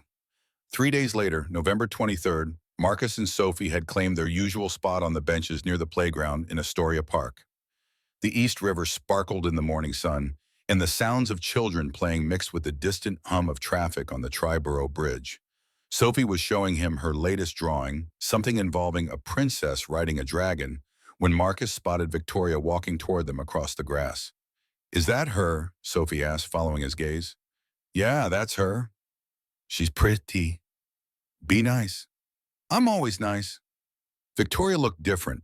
Gone was the power suit and the perfectly styled hair. Instead, she wore jeans, a simple cream sweater, and sneakers that looked brand new, like she'd bought them specifically for this occasion. Her hair was in a ponytail, and she carried herself with less certainty than he'd ever seen, like she wasn't sure she belonged here. She looked nervous. Sophie hopped off the bench and stood beside Marcus, suddenly shy despite her earlier bravado. Victoria reached them and stopped a few feet away, like she wasn't sure how close to come. Hi. Hi. Victoria, this is Sophie. Sophie, this is Miss Sterling. You can call me Victoria. She crouched down to be at Sophie's eye level, a gesture Marcus appreciated, showing respect for his daughter as a person rather than just a child. It's nice to meet you, Sophie. Your dad has told me a lot about you. Sophie studied her with that intense 7-year-old stare that could make adults squirm. He told me about you too, that you needed help with something, but he couldn't help you, and that you were sad about it. Victoria glanced up at Marcus, something unreadable in her expression, then looked back at Sophie. That's true. I was sad, but I'm feeling better now. Because you came to the park. Because your dad is a good person, and good people make you feel better even when things are hard. Sophie seemed to accept this logic with the casual certainty of childhood. Do you want to see my dragon princess? I would love to see your dragon princess. For the next hour, Marcus watched something he never expected to see. Victoria Sterling, former CEO of a multi-billion-dollar company, sitting cross-legged on a park bench, completely absorbed in a 7-year-old's artistic vision. Sophie explained in elaborate detail why the princess needed a dragon instead of a horse, why the dragon was purple instead of green, and why they were flying to a castle made entirely of ice cream. Victoria listened to all of it with the same intense focus she probably brought to board meetings, asking questions that showed she was genuinely paying attention, engaging with Sophie's imagination, rather than just humoring her. So, when Sophie finished her explanation, Victoria pulled out her phone. Can I show you something? She pulled up a photo of a young girl, maybe 10 years old, with dark hair and serious eyes, standing in front of an easel holding a paintbrush. Is that you? It is. I used to paint when I was your age. My grandfather gave me that easel for my 10th birthday. What did you paint? Mostly buildings. I thought they were more serious than princesses and dragons. Victoria smiled sadly, looking at the photo like it was evidence of a crime she'd committed against herself. I wish I'd painted more princesses. It's not too late. Sophie delivered the words with the absolute certainty of a child who hadn't yet learned about regret or missed opportunities. You could paint them now. Maybe I will. Marcus felt something tighten in his chest, watching them, seeing his daughter cut through pretense and complication to reach the simple truth underneath. And the simple truth was that Victoria was lonely, tired, and desperately trying to figure out who she was without the armor she'd worn for so long. After a while, Sophie went to play on the swings with some other kids from her school, leaving Marcus and Victoria alone on the bench. "Thank you for this, for letting me meet her. She likes you. She's being polite. She was raised well." "No, she actually likes you, trust me. When Sophie doesn't like someone, she makes it very clear." Marcus watched his daughter pump her legs on the swing, flying higher with each arc. "She asked me last week if you were going to be her new mom." Victoria went very still beside him. "What did you tell her?" "That it was complicated, that you were a friend who needed help, that sometimes grown-ups have to make hard choices." He turned to look at her, needing her to understand. "I didn't tell her about the money, about any of it. I wouldn't have expected you to." They sat in silence for a moment, watching Sophie play, watching other families enjoy the autumn morning.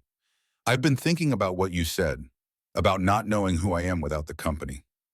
Victoria's voice was quiet, almost vulnerable. "And you were right. I've spent my entire life being groomed to run Sterling Industries. Every decision, every relationship, every moment was about preparing me for that role. And now that it's gone..." She trailed off, struggling to find words for something she'd never had to articulate before. "I feel like I'm floating, untethered.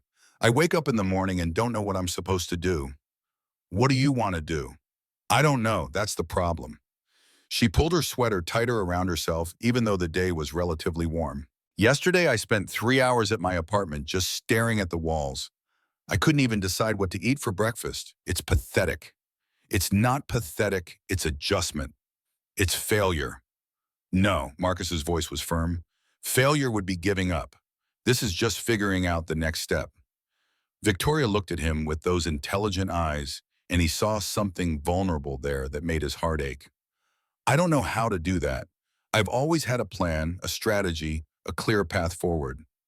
Now I have nothing. You have time. You have resources. You have the freedom to choose what comes next." He shifted to face her more fully. "That's what terrifies me. What if I choose wrong? Then you choose again." Marcus smiled slightly. "Victoria, you are not defined by one company or one position. You're smart, capable, driven. You'll find something else that matters." "But what if nothing else feels like it matters?" Her voice cracked slightly, the first real break in her composure all morning. "What if the company was the only thing I was good at?" Before Marcus could answer, Sophie came running over, breathless and excited. "Daddy, can Victoria come with us to get pizza? Please." Marcus looked at Victoria, raising an eyebrow in question.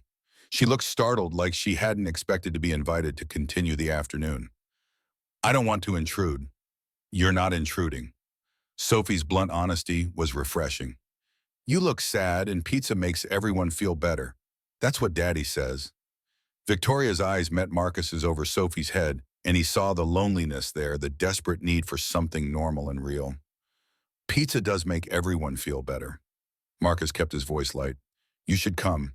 And they went to Sal's, a tiny pizzeria 3 blocks from Marcus's apartment that had been there for 40 years and served the kind of pizza that made tourists weep with joy. The place was packed, as it always was on Saturdays, and they had to wait 20 minutes for a table. While they waited, Sophie peppered Victoria with questions about everything from her favorite color, to whether she'd ever seen a real dragon, to what kind of ice cream she liked. Victoria answered each question with surprising patience, and Marcus noticed she was starting to relax her shoulders, losing some of their tension, her smiles coming more easily. When they finally got a table wedged into a corner booth with red vinyl seats that had been patched with duct tape, Victoria looked around the cramped, noisy restaurant like she'd discovered a new planet. "You come here often." "Every Saturday. It's our tradition." "The pizza is really good," Sophie added with serious authority. "Even better than the fancy places with the weird toppings." "I'll take your word for it." They ordered a large pizza, half pepperoni for Sophie and half mushroom for the adults. When it arrived, Victoria took her first bite with the same careful attention she probably brought to wine tasting at Michelin-starred restaurants. Her eyes widened. "Told you." Sophie was smug. This is really good." You sound surprised, Marcus laughed. I am. I thought the best pizza in the city was at Roberta's in Brooklyn. Roberta's is good if you want to pay $30 for something artisanal. Sal's is good if you want actual pizza. He took another slice. There's a difference. They ate and talked, or mostly Sophie talked, while Marcus and Victoria listened. She told Victoria about school, about her best friend Emma, who could do a handstand, about the field trip to the Natural History Museum that Marcus still hadn't figured out if he could attend. Victoria listened to all of it with the same focused attention, occasionally asking questions that showed she was genuinely interested rather than just being polite. At one point, Sophie excused herself to go to the bathroom, leaving Marcus and Victoria alone at the table. She's amazing. You've done an incredible job with her. I'm just trying not to screw up too badly. You're doing more than that. Victoria picked at a piece of crust on her plate. She's confident, articulate, kind. She knows she's loved. That's everything. Her mother deserves most of the credit. Sarah was... He stopped, the familiar grief tightening his throat. She was the best of us. Tell me about her, if you don't mind. Marcus was surprised by the request, but he found he didn't mind at all. Maybe it was the casual setting, or maybe it was the way Victoria asked, genuinely wanting to know, rather than just making conversation. We met in college. I was there on scholarship, working 3 jobs to pay for what the scholarship didn't cover. She was pre-med, brilliant, way out of my league. He smiled at the memory, warmer than the pain for once. But she saw something in me I didn't even see in myself. Made me believe I could be more than what I came from. She sounds wonderful. She was. Marcus had to stop, his throat tightening with familiar grief. And when she got sick, she fought so hard.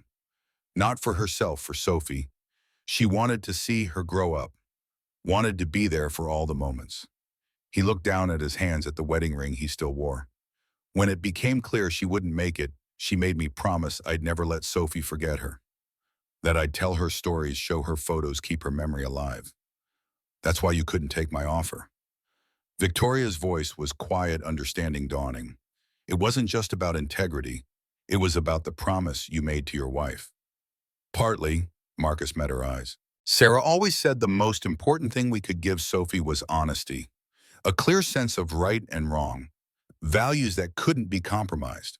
He paused. How could I teach her that while building our future on a lie? Victoria nodded slowly, and he could see her processing this, the final piece of the puzzle clicking into place. I'm sorry for putting you in that position, for not understanding what I was really asking. You were desperate. I get it. That's not an excuse. No, but it's a reason. Marcus reached across the table and squeezed her hand. And for what it's worth, I think you're brave. Walking away from the company, trying to figure out who you are, that takes courage. I didn't walk away. I was pushed. But you're not fighting to get back in. You could be. You have the shares, the name, the connections. You could make their lives hell if you wanted to. Victoria looked down at their joined hands. Because maybe you were right. Maybe I need to figure out who I am without all of that. Maybe that's the only way forward. The following week settled into a pattern.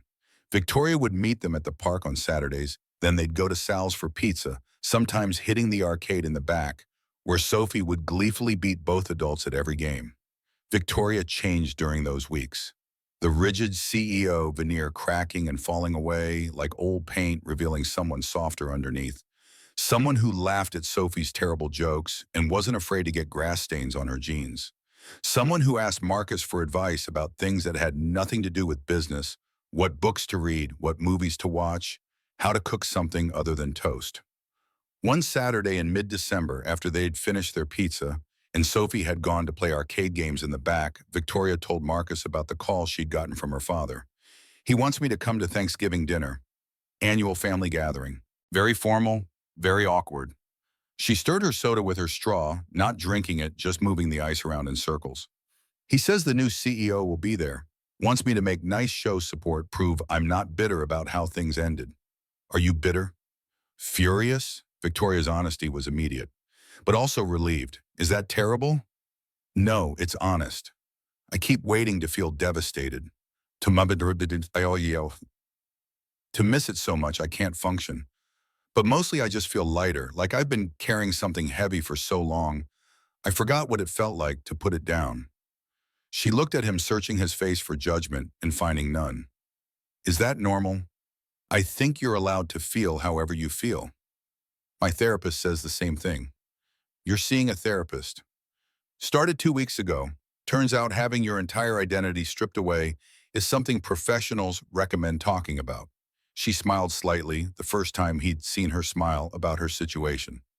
She's helpful, very into mindfulness and self-compassion, which feels weird but also kind of necessary. Good, I'm glad you're taking care of yourself. I'm trying. Victoria took a breath, gathering courage for something. I wanted to ask you something, the Thanksgiving dinner. Would you and Sophie want to come with me as my guest?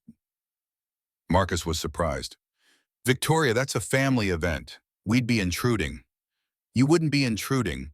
You'd be saving me from 3 hours of passive-aggressive small talk and pointed questions about my future. She reached across the table, her hand finding his.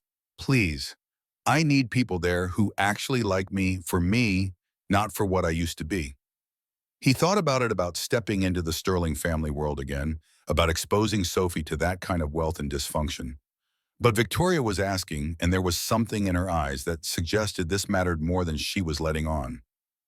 Okay, we'll come. Relief flooded her face. Thank you. Fair warning, my family is a lot. Can't be worse than my extended family at Christmas. Uncle Joe gets drunk and starts lecturing everyone about conspiracy theories. My uncle does that too, except he's sober and he's talking about market manipulation. She squeezed his hand. This is going to be a disaster.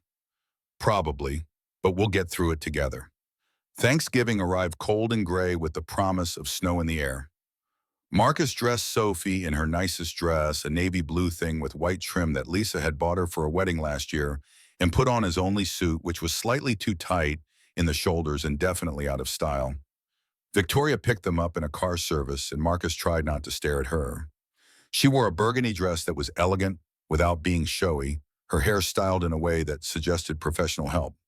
She looked beautiful and nervous, and like she was preparing for battle. The Sterling estate was in Connecticut, a 40-minute drive from the city. As they pulled up the long driveway, Sophie pressed her face against the window. Daddy, is that a house or a hotel? It's a house, baby. It's huge. The mansion was indeed huge, a sprawling colonial structure that probably had 20 bedrooms and staff quarters and rooms that existed for no purpose other than to impress visitors. I know it's excessive. Victoria's voice was tight. I grew up here and I still think it's too much. Where's your room? Third floor, east wing. I haven't been in it since I moved out 12 years ago. My father turned it into a home gym. She said it matter-of-factly, but Marcus heard the hurt underneath the casual cruelty of a father who erased his daughter's childhood the moment she left. They were greeted at the door by staff in uniforms who took their coats and directed them to the drawing room, where the family was gathering for pre-dinner drinks. Marcus held Sophie's hand tightly as they entered a room that looked like it belonged in a museum full of antique furniture and oil paintings and people who radiated old money. William Sterling stood by the fireplace talking to a man in his 50s who Marcus recognized from business news as the new CEO. When William spotted Victoria, his expression didn't change, remaining as cold and controlled as marble. Victoria, you made it. Father, thank you for the invitation. Victoria's voice was cool, professional, matching his energy. I'd like you to meet my guests. This is Marcus Cole and his daughter Sophie. William's eyes swept over them, taking in Marcus's too-tight suit and Sophie's wide-eyed wonder, and something dismissive flickered across his face. Mr. Cole, the construction worker. Day laborer, actually. Marcus kept his voice even. Nice to meet you, sir. Indeed. William turned back to Victoria, dismissing them with the efficiency of someone used to controlling conversations. I'm surprised you brought guests. You said I should bring anyone who makes me happy. Victoria's voice carried an edge sharp enough to cut. They make me happy.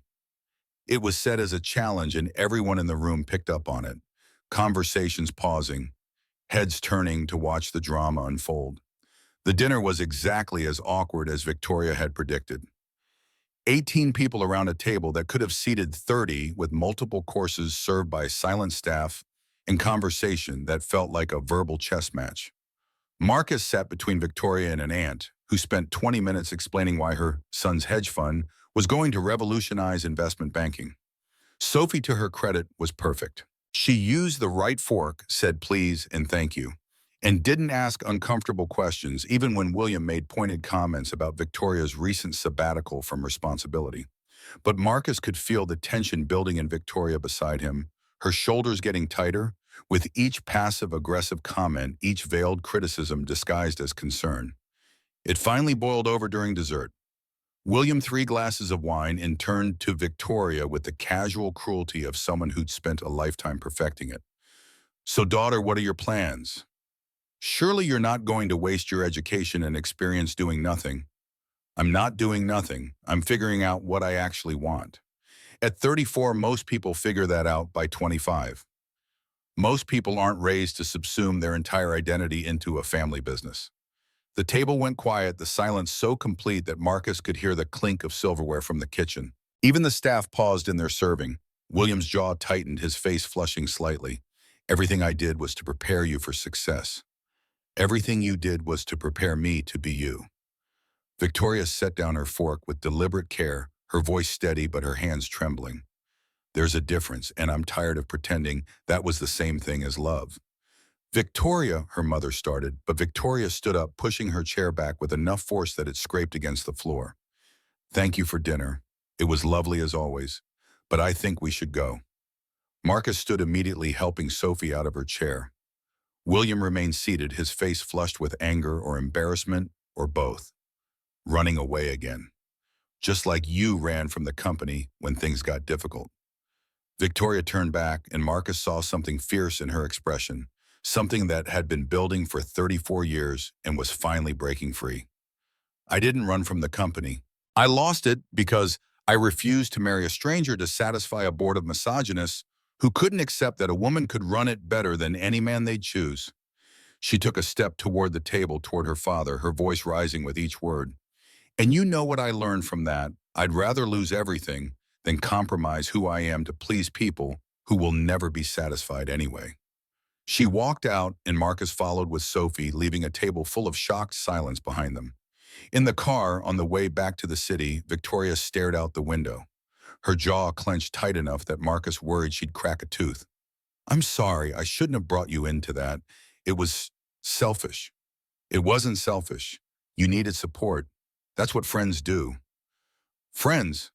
She turned to look at him, something vulnerable in her eyes. Is that what we are? Aren't we? She smiled, small and shade and genuine.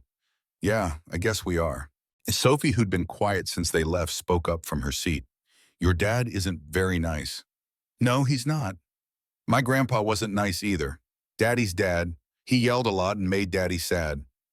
Sophie delivered the observation with the matter-of-fact wisdom of childhood. But Daddy says just because someone's family doesn't mean they get to be mean. Victoria looked at Marcus, surprised. He shrugged. Kids hear things. Might as well teach them to interpret correctly. That's very wise. Victoria reached over and took Sophie's hand. Thank you for coming with me today, Sophie. You made it much better than it would have been. You're welcome. Next Thanksgiving, you should just come to our place. Daddy makes really good turkey, and we watch movies, and it's way better than fancy dinners. I'd like that. Victoria's voice was thick with emotion. I'd really like that. After they dropped Victoria off at her apartment, Sophie fell asleep on the subway ride back to Queens, exhausted from the long day. Marcus carried her up the 3 flights of stairs to their apartment, tucked her into bed, still in her dress because he didn't want to wake her. His phone buzzed as he was making tea. I canceled the contract, the marriage agreement. I had my lawyers dissolve it completely. I should have done it weeks ago, but I kept thinking maybe I'd need it. Maybe there'd be some way to use it. But tonight made me realize I don't want that life anymore. I don't want any of it. I just wanted you to know. V. Marcus stared at the message for a long time. That contract had represented everything: $50 million security for Sophie, a life free from financial worry. And Victoria had just erased it completely, cutting off even the theoretical possibility. He typed back, "Good. You deserve better than a life built on contracts."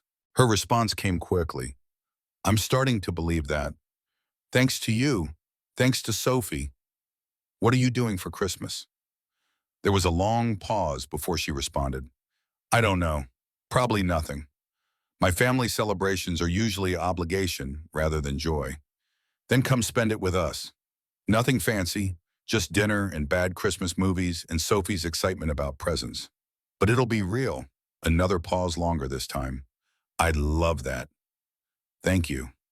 Marcus set down his phone and looked around his tiny apartment, at the cramped kitchen, in the secondhand furniture, and the water stain on the ceiling that still looked like South America. He'd turned down $50 million to keep this life, to stay true to his values, to honor the promise he'd made to Sarah. And somehow, in losing everything she'd built, Victoria had found her way here too. To friendship, to honesty, to something real that couldn't be bought or negotiated or contracted. It wasn't what either of them had planned, but maybe Marcus thought as he finished his tea and headed to bed, that was exactly the point. Christmas came to Queens with a dusting of snow that turned the streets briefly magical before the plows turned it gray. Marcus spent Christmas Eve morning cleaning the apartment with a thoroughness that made Sophie giggle. Daddy Victoria has seen our place before. You don't have to make it perfect. I'm not making it perfect. I'm making it presentable. He scrubbed at a stubborn stain on the kitchen counter. There's a difference. You're nervous. I'm not nervous. You cleaned the bathroom twice. Marcus stopped scrubbing and looked at his daughter, who was sitting at their small kitchen table wrapping a present she'd made for Victoria in secret. Okay, maybe I'm a little nervous. Why, it's just Victoria. Just Victoria, as if a billionaire spending Christmas in their tiny apartment was an everyday occurrence. But Sophie was right in a way. Over the past month, Victoria had become part of their routine, their orbit, and that was both wonderful and terrifying. The buzzer rang at 3 o'clock, exactly when Victoria said she'd arrive. Marcus pressed the intercom button. It's me. Come on up, third floor. He opened the apartment door and waited, listening to her footsteps on the stairs. When she appeared on the landing, he almost didn't recognize her. She wore jeans and an oversized sweater, her hair in a simple ponytail, and she carried 2 shopping bags that looked heavy. Merry Christmas. She was slightly breathless from the climb. Merry Christmas. You didn't have to bring anything. I know, I wanted to. She stepped into the apartment, and Marcus saw her take it all in the small, artificial tree Sophie had decorated with handmade ornaments. The string lights around the windows, the stockings hung on the wall with command hooks, because they didn't have a fireplace. It's perfect. It's small. It's a home. That makes it perfect. Sophie came running from her room, nearly tackling Victoria with a hug. You came? Of course I came. I promised, didn't I? Victoria hugged her back, and Marcus noticed how natural the gesture looked, now how much easier she'd become with physical affection over the past weeks. I made you a present, but you can't open it until tomorrow. Tomorrow. Christmas rule, presents get opened on Christmas morning. Right, Daddy? Right, Marcus confirmed, smiling at his daughter's insistence on tradition. But we do have Christmas Eve traditions too, Sophie continued. Hot chocolate, Christmas movies, and dinner. Hope you're hungry. Starving, actually. What are we having? Nothing fancy. Roast chicken, mashed potatoes, green beans. Simple stuff. Sounds perfect. They spent the afternoon in the kitchen together. Marcus cooking while Victoria helped, and Sophie provided running commentary on everything. Victoria turned out to be a terrible cook, burning the green beans twice before Marcus gently suggested she focus on setting the table instead. But she laughed about it in a way that suggested she was genuinely enjoying herself despite the failure. I can negotiate billion-dollar contracts, but I can't cook vegetables. That's embarrassing. Different skill sets. Marcus kept his voice diplomatic. My skill set is increasingly useless in the real world.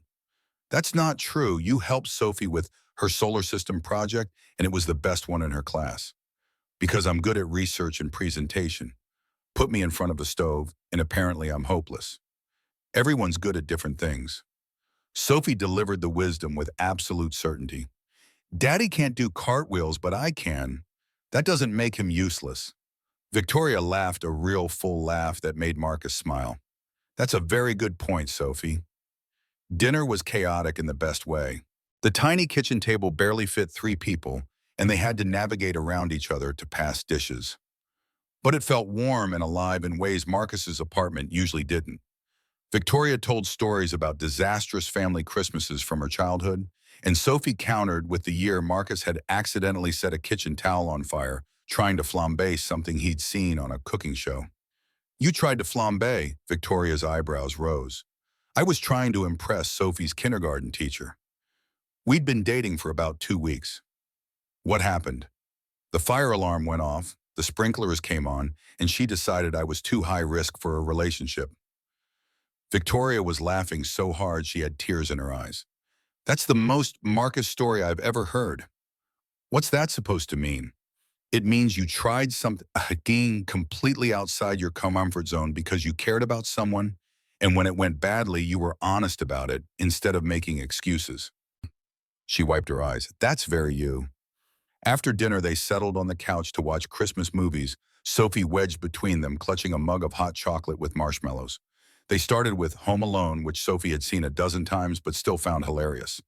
Halfway through the movie, Marcus glanced over to find Victoria watching Sophie. Instead of the screen, her expression soft in the glow from the TV. You okay? She nodded. I was just thinking about my Christmases growing up. They were always so formal. Catered dinners, expensive gifts that someone else had picked out, conversations that felt like performance art. She looked at him. This is the first Christmas I can remember that actually feels like Christmas. Glad we could provide the authentic experience, complete with burned green beans and a too small table. Especially because of those things. She reached across Sophie to squeeze his hand. Thank you for including me. By the time the movie ended, Sophie was fighting to keep her eyes open. Marcus carried her to bed, tucking her in and listening to her sleepy request for stories about her mother. Tell me about the Christmas when Mommy made the gingerbread house. Marcus smiled, settling on the edge of her bed. She spent 3 days on that house. Used real icing candy canes for the pillars, gumdrops for the roof. It was a work of art. And then what happened? And then our neighbor's cat got in through a window we'd left open and ate half of it before we caught him. Sophie giggled, her eyes drooping. Was Mommy mad? She laughed until she cried. Then she made another one even better than the first. He brushed hair back from her forehead. That was your mom. She never let setbacks stop her from trying again. I wish she was here. Marcus's throat tightened with familiar grief. Me too, baby. Me too. But I'm glad Victoria is here. Sophie's eyes opened and slightly searching his face. Is that okay? To be glad about Victoria even though I miss Mommy. Marcus pulled her close, holding her tight. That's more than okay. Your heart is big enough for both. Loving someone new doesn't mean you love someone else less. Sophie thought about this, then nodded. Okay. Good night, Daddy. Merry Christmas, sweetheart. When Marcus returned to the living room, he found Victoria standing by the window looking out at the street below, where a few people were walking home with last-minute gifts. Is she okay? She's good. He joined her at the window. She asked about her mother. Does she do that often? Most nights. I tell her stories, show her photos. Sarah made me promise to keep her memory alive, and I take that seriously. Victoria turned from the window. You're a good father, Marcus. The best I've ever seen. I'm just doing what any parent should do. No, most parents do the bare minimum. You do everything. She moved to sit on the couch and Marcus joined her. Can I ask you something? Sure. When Sophie asked about her mother just now, did she mention me? Marcus considered lying, protecting Victoria from the weight of the question. But he'd promised himself he'd always be honest with her. She said she was glad you were here. Then she asked if it was okay to be glad about you while still missing her mom. Victoria's eyes filled with tears. What did you tell her? That her heart was big enough for both. That loving someone new doesn't mean loving someone else less. Do you believe that? The question hung in the air between them, loaded with meaning that went far beyond Sophie's innocent wondering. Marcus took a breath, knowing his answer mattered more than he could fully understand. Yeah, I do. Victoria wiped at her eyes. I never expected this, you know.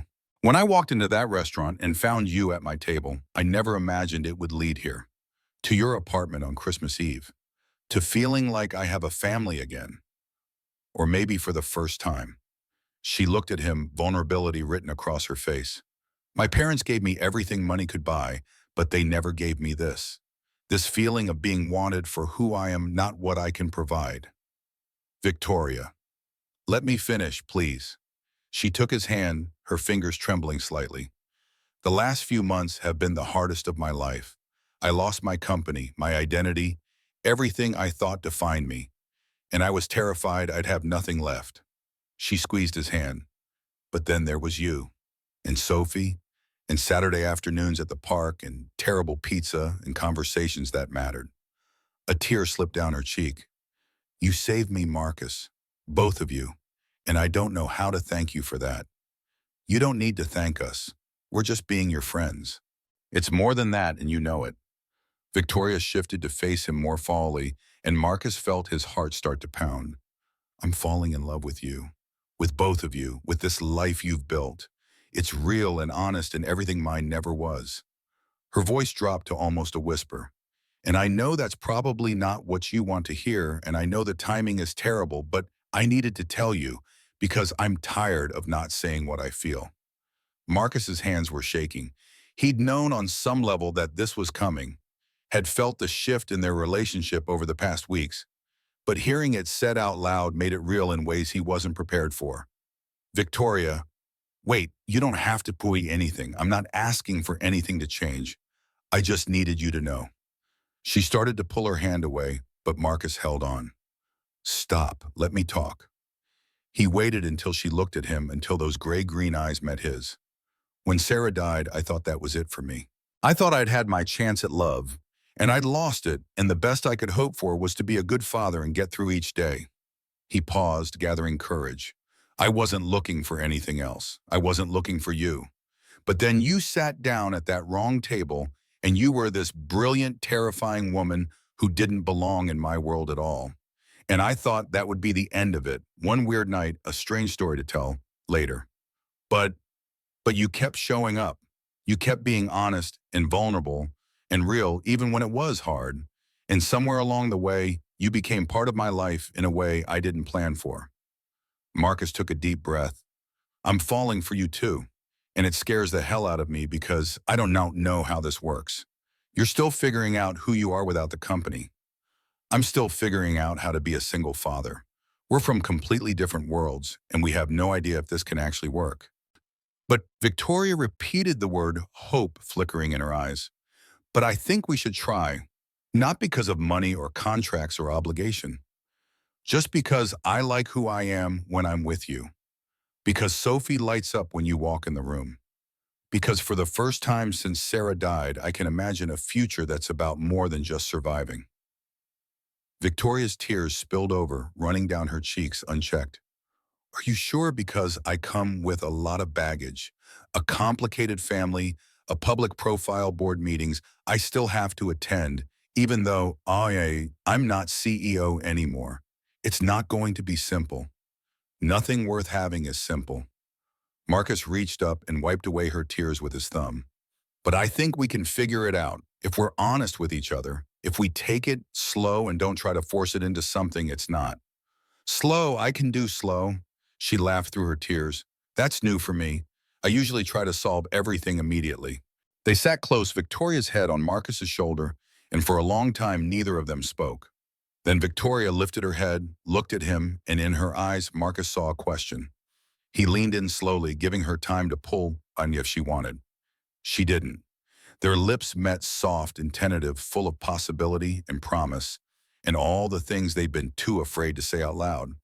When they pulled apart, both slightly breathless, Victoria smiled. Merry Christmas, Marcus. Merry Christmas, Victoria. Outside, snow began to fall on Queens, covering the streets and cars, making everything clean and new.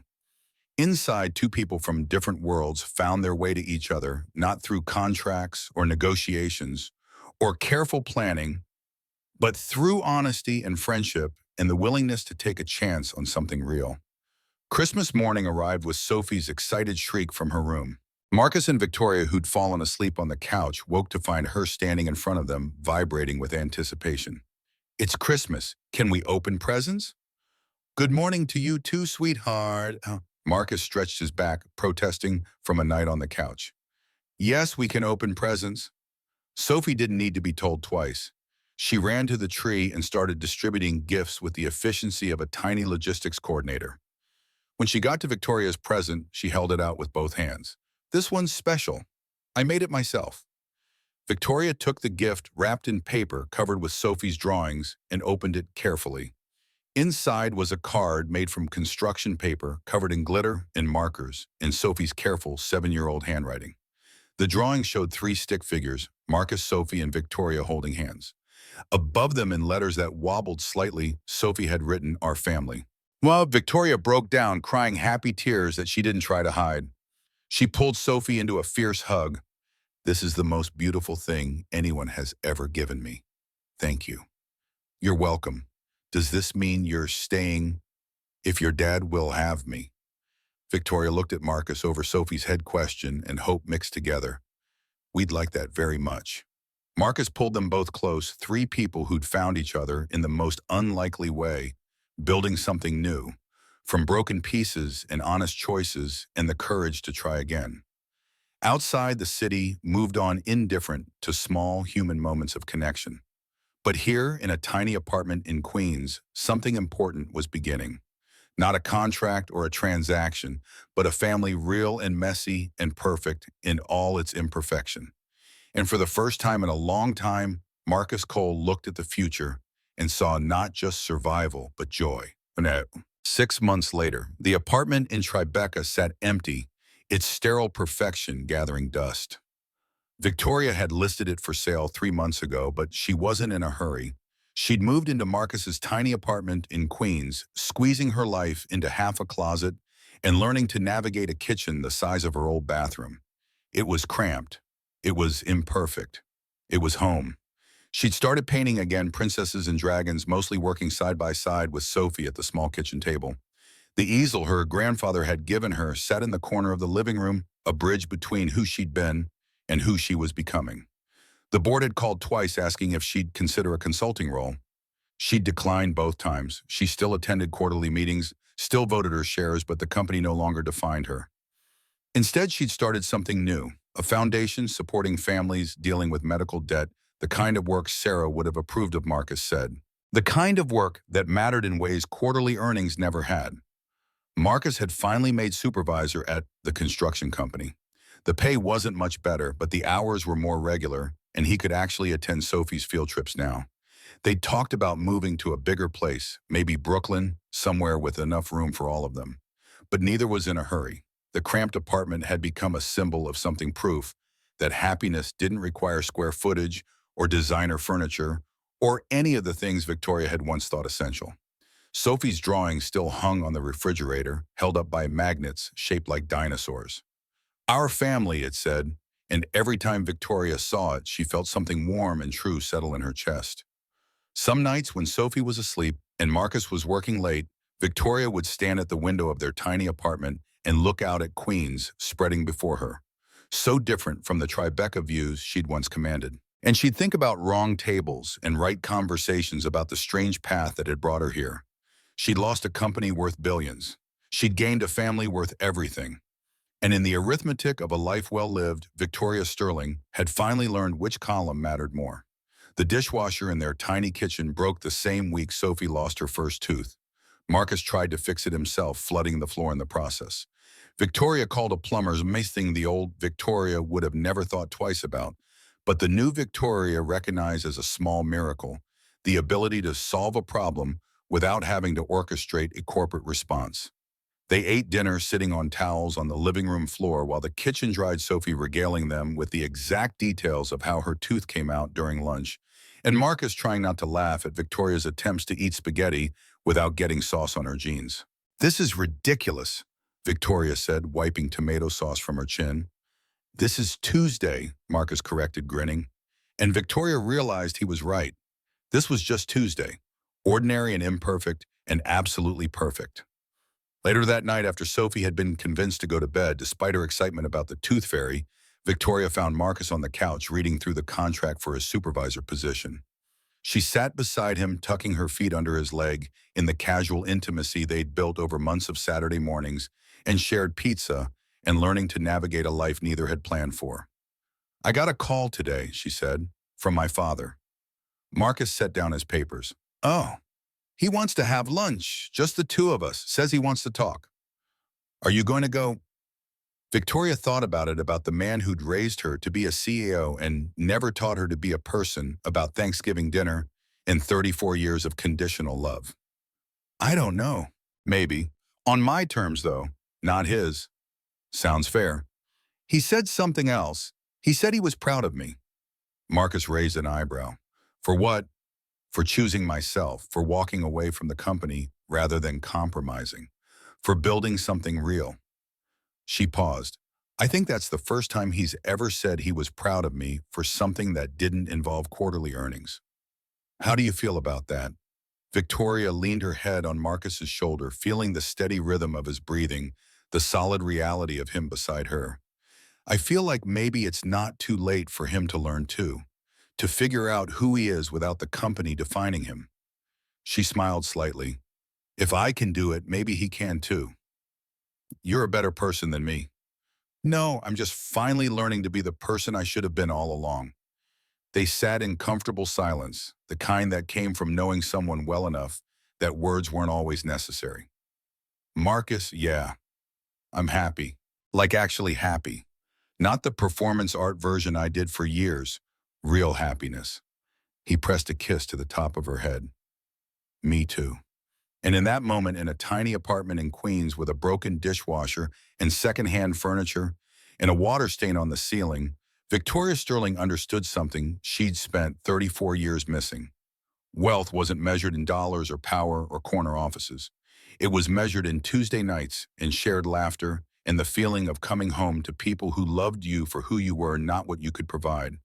She'd walked into the wrong restaurant 6 months ago and found exactly what she'd been looking for all along.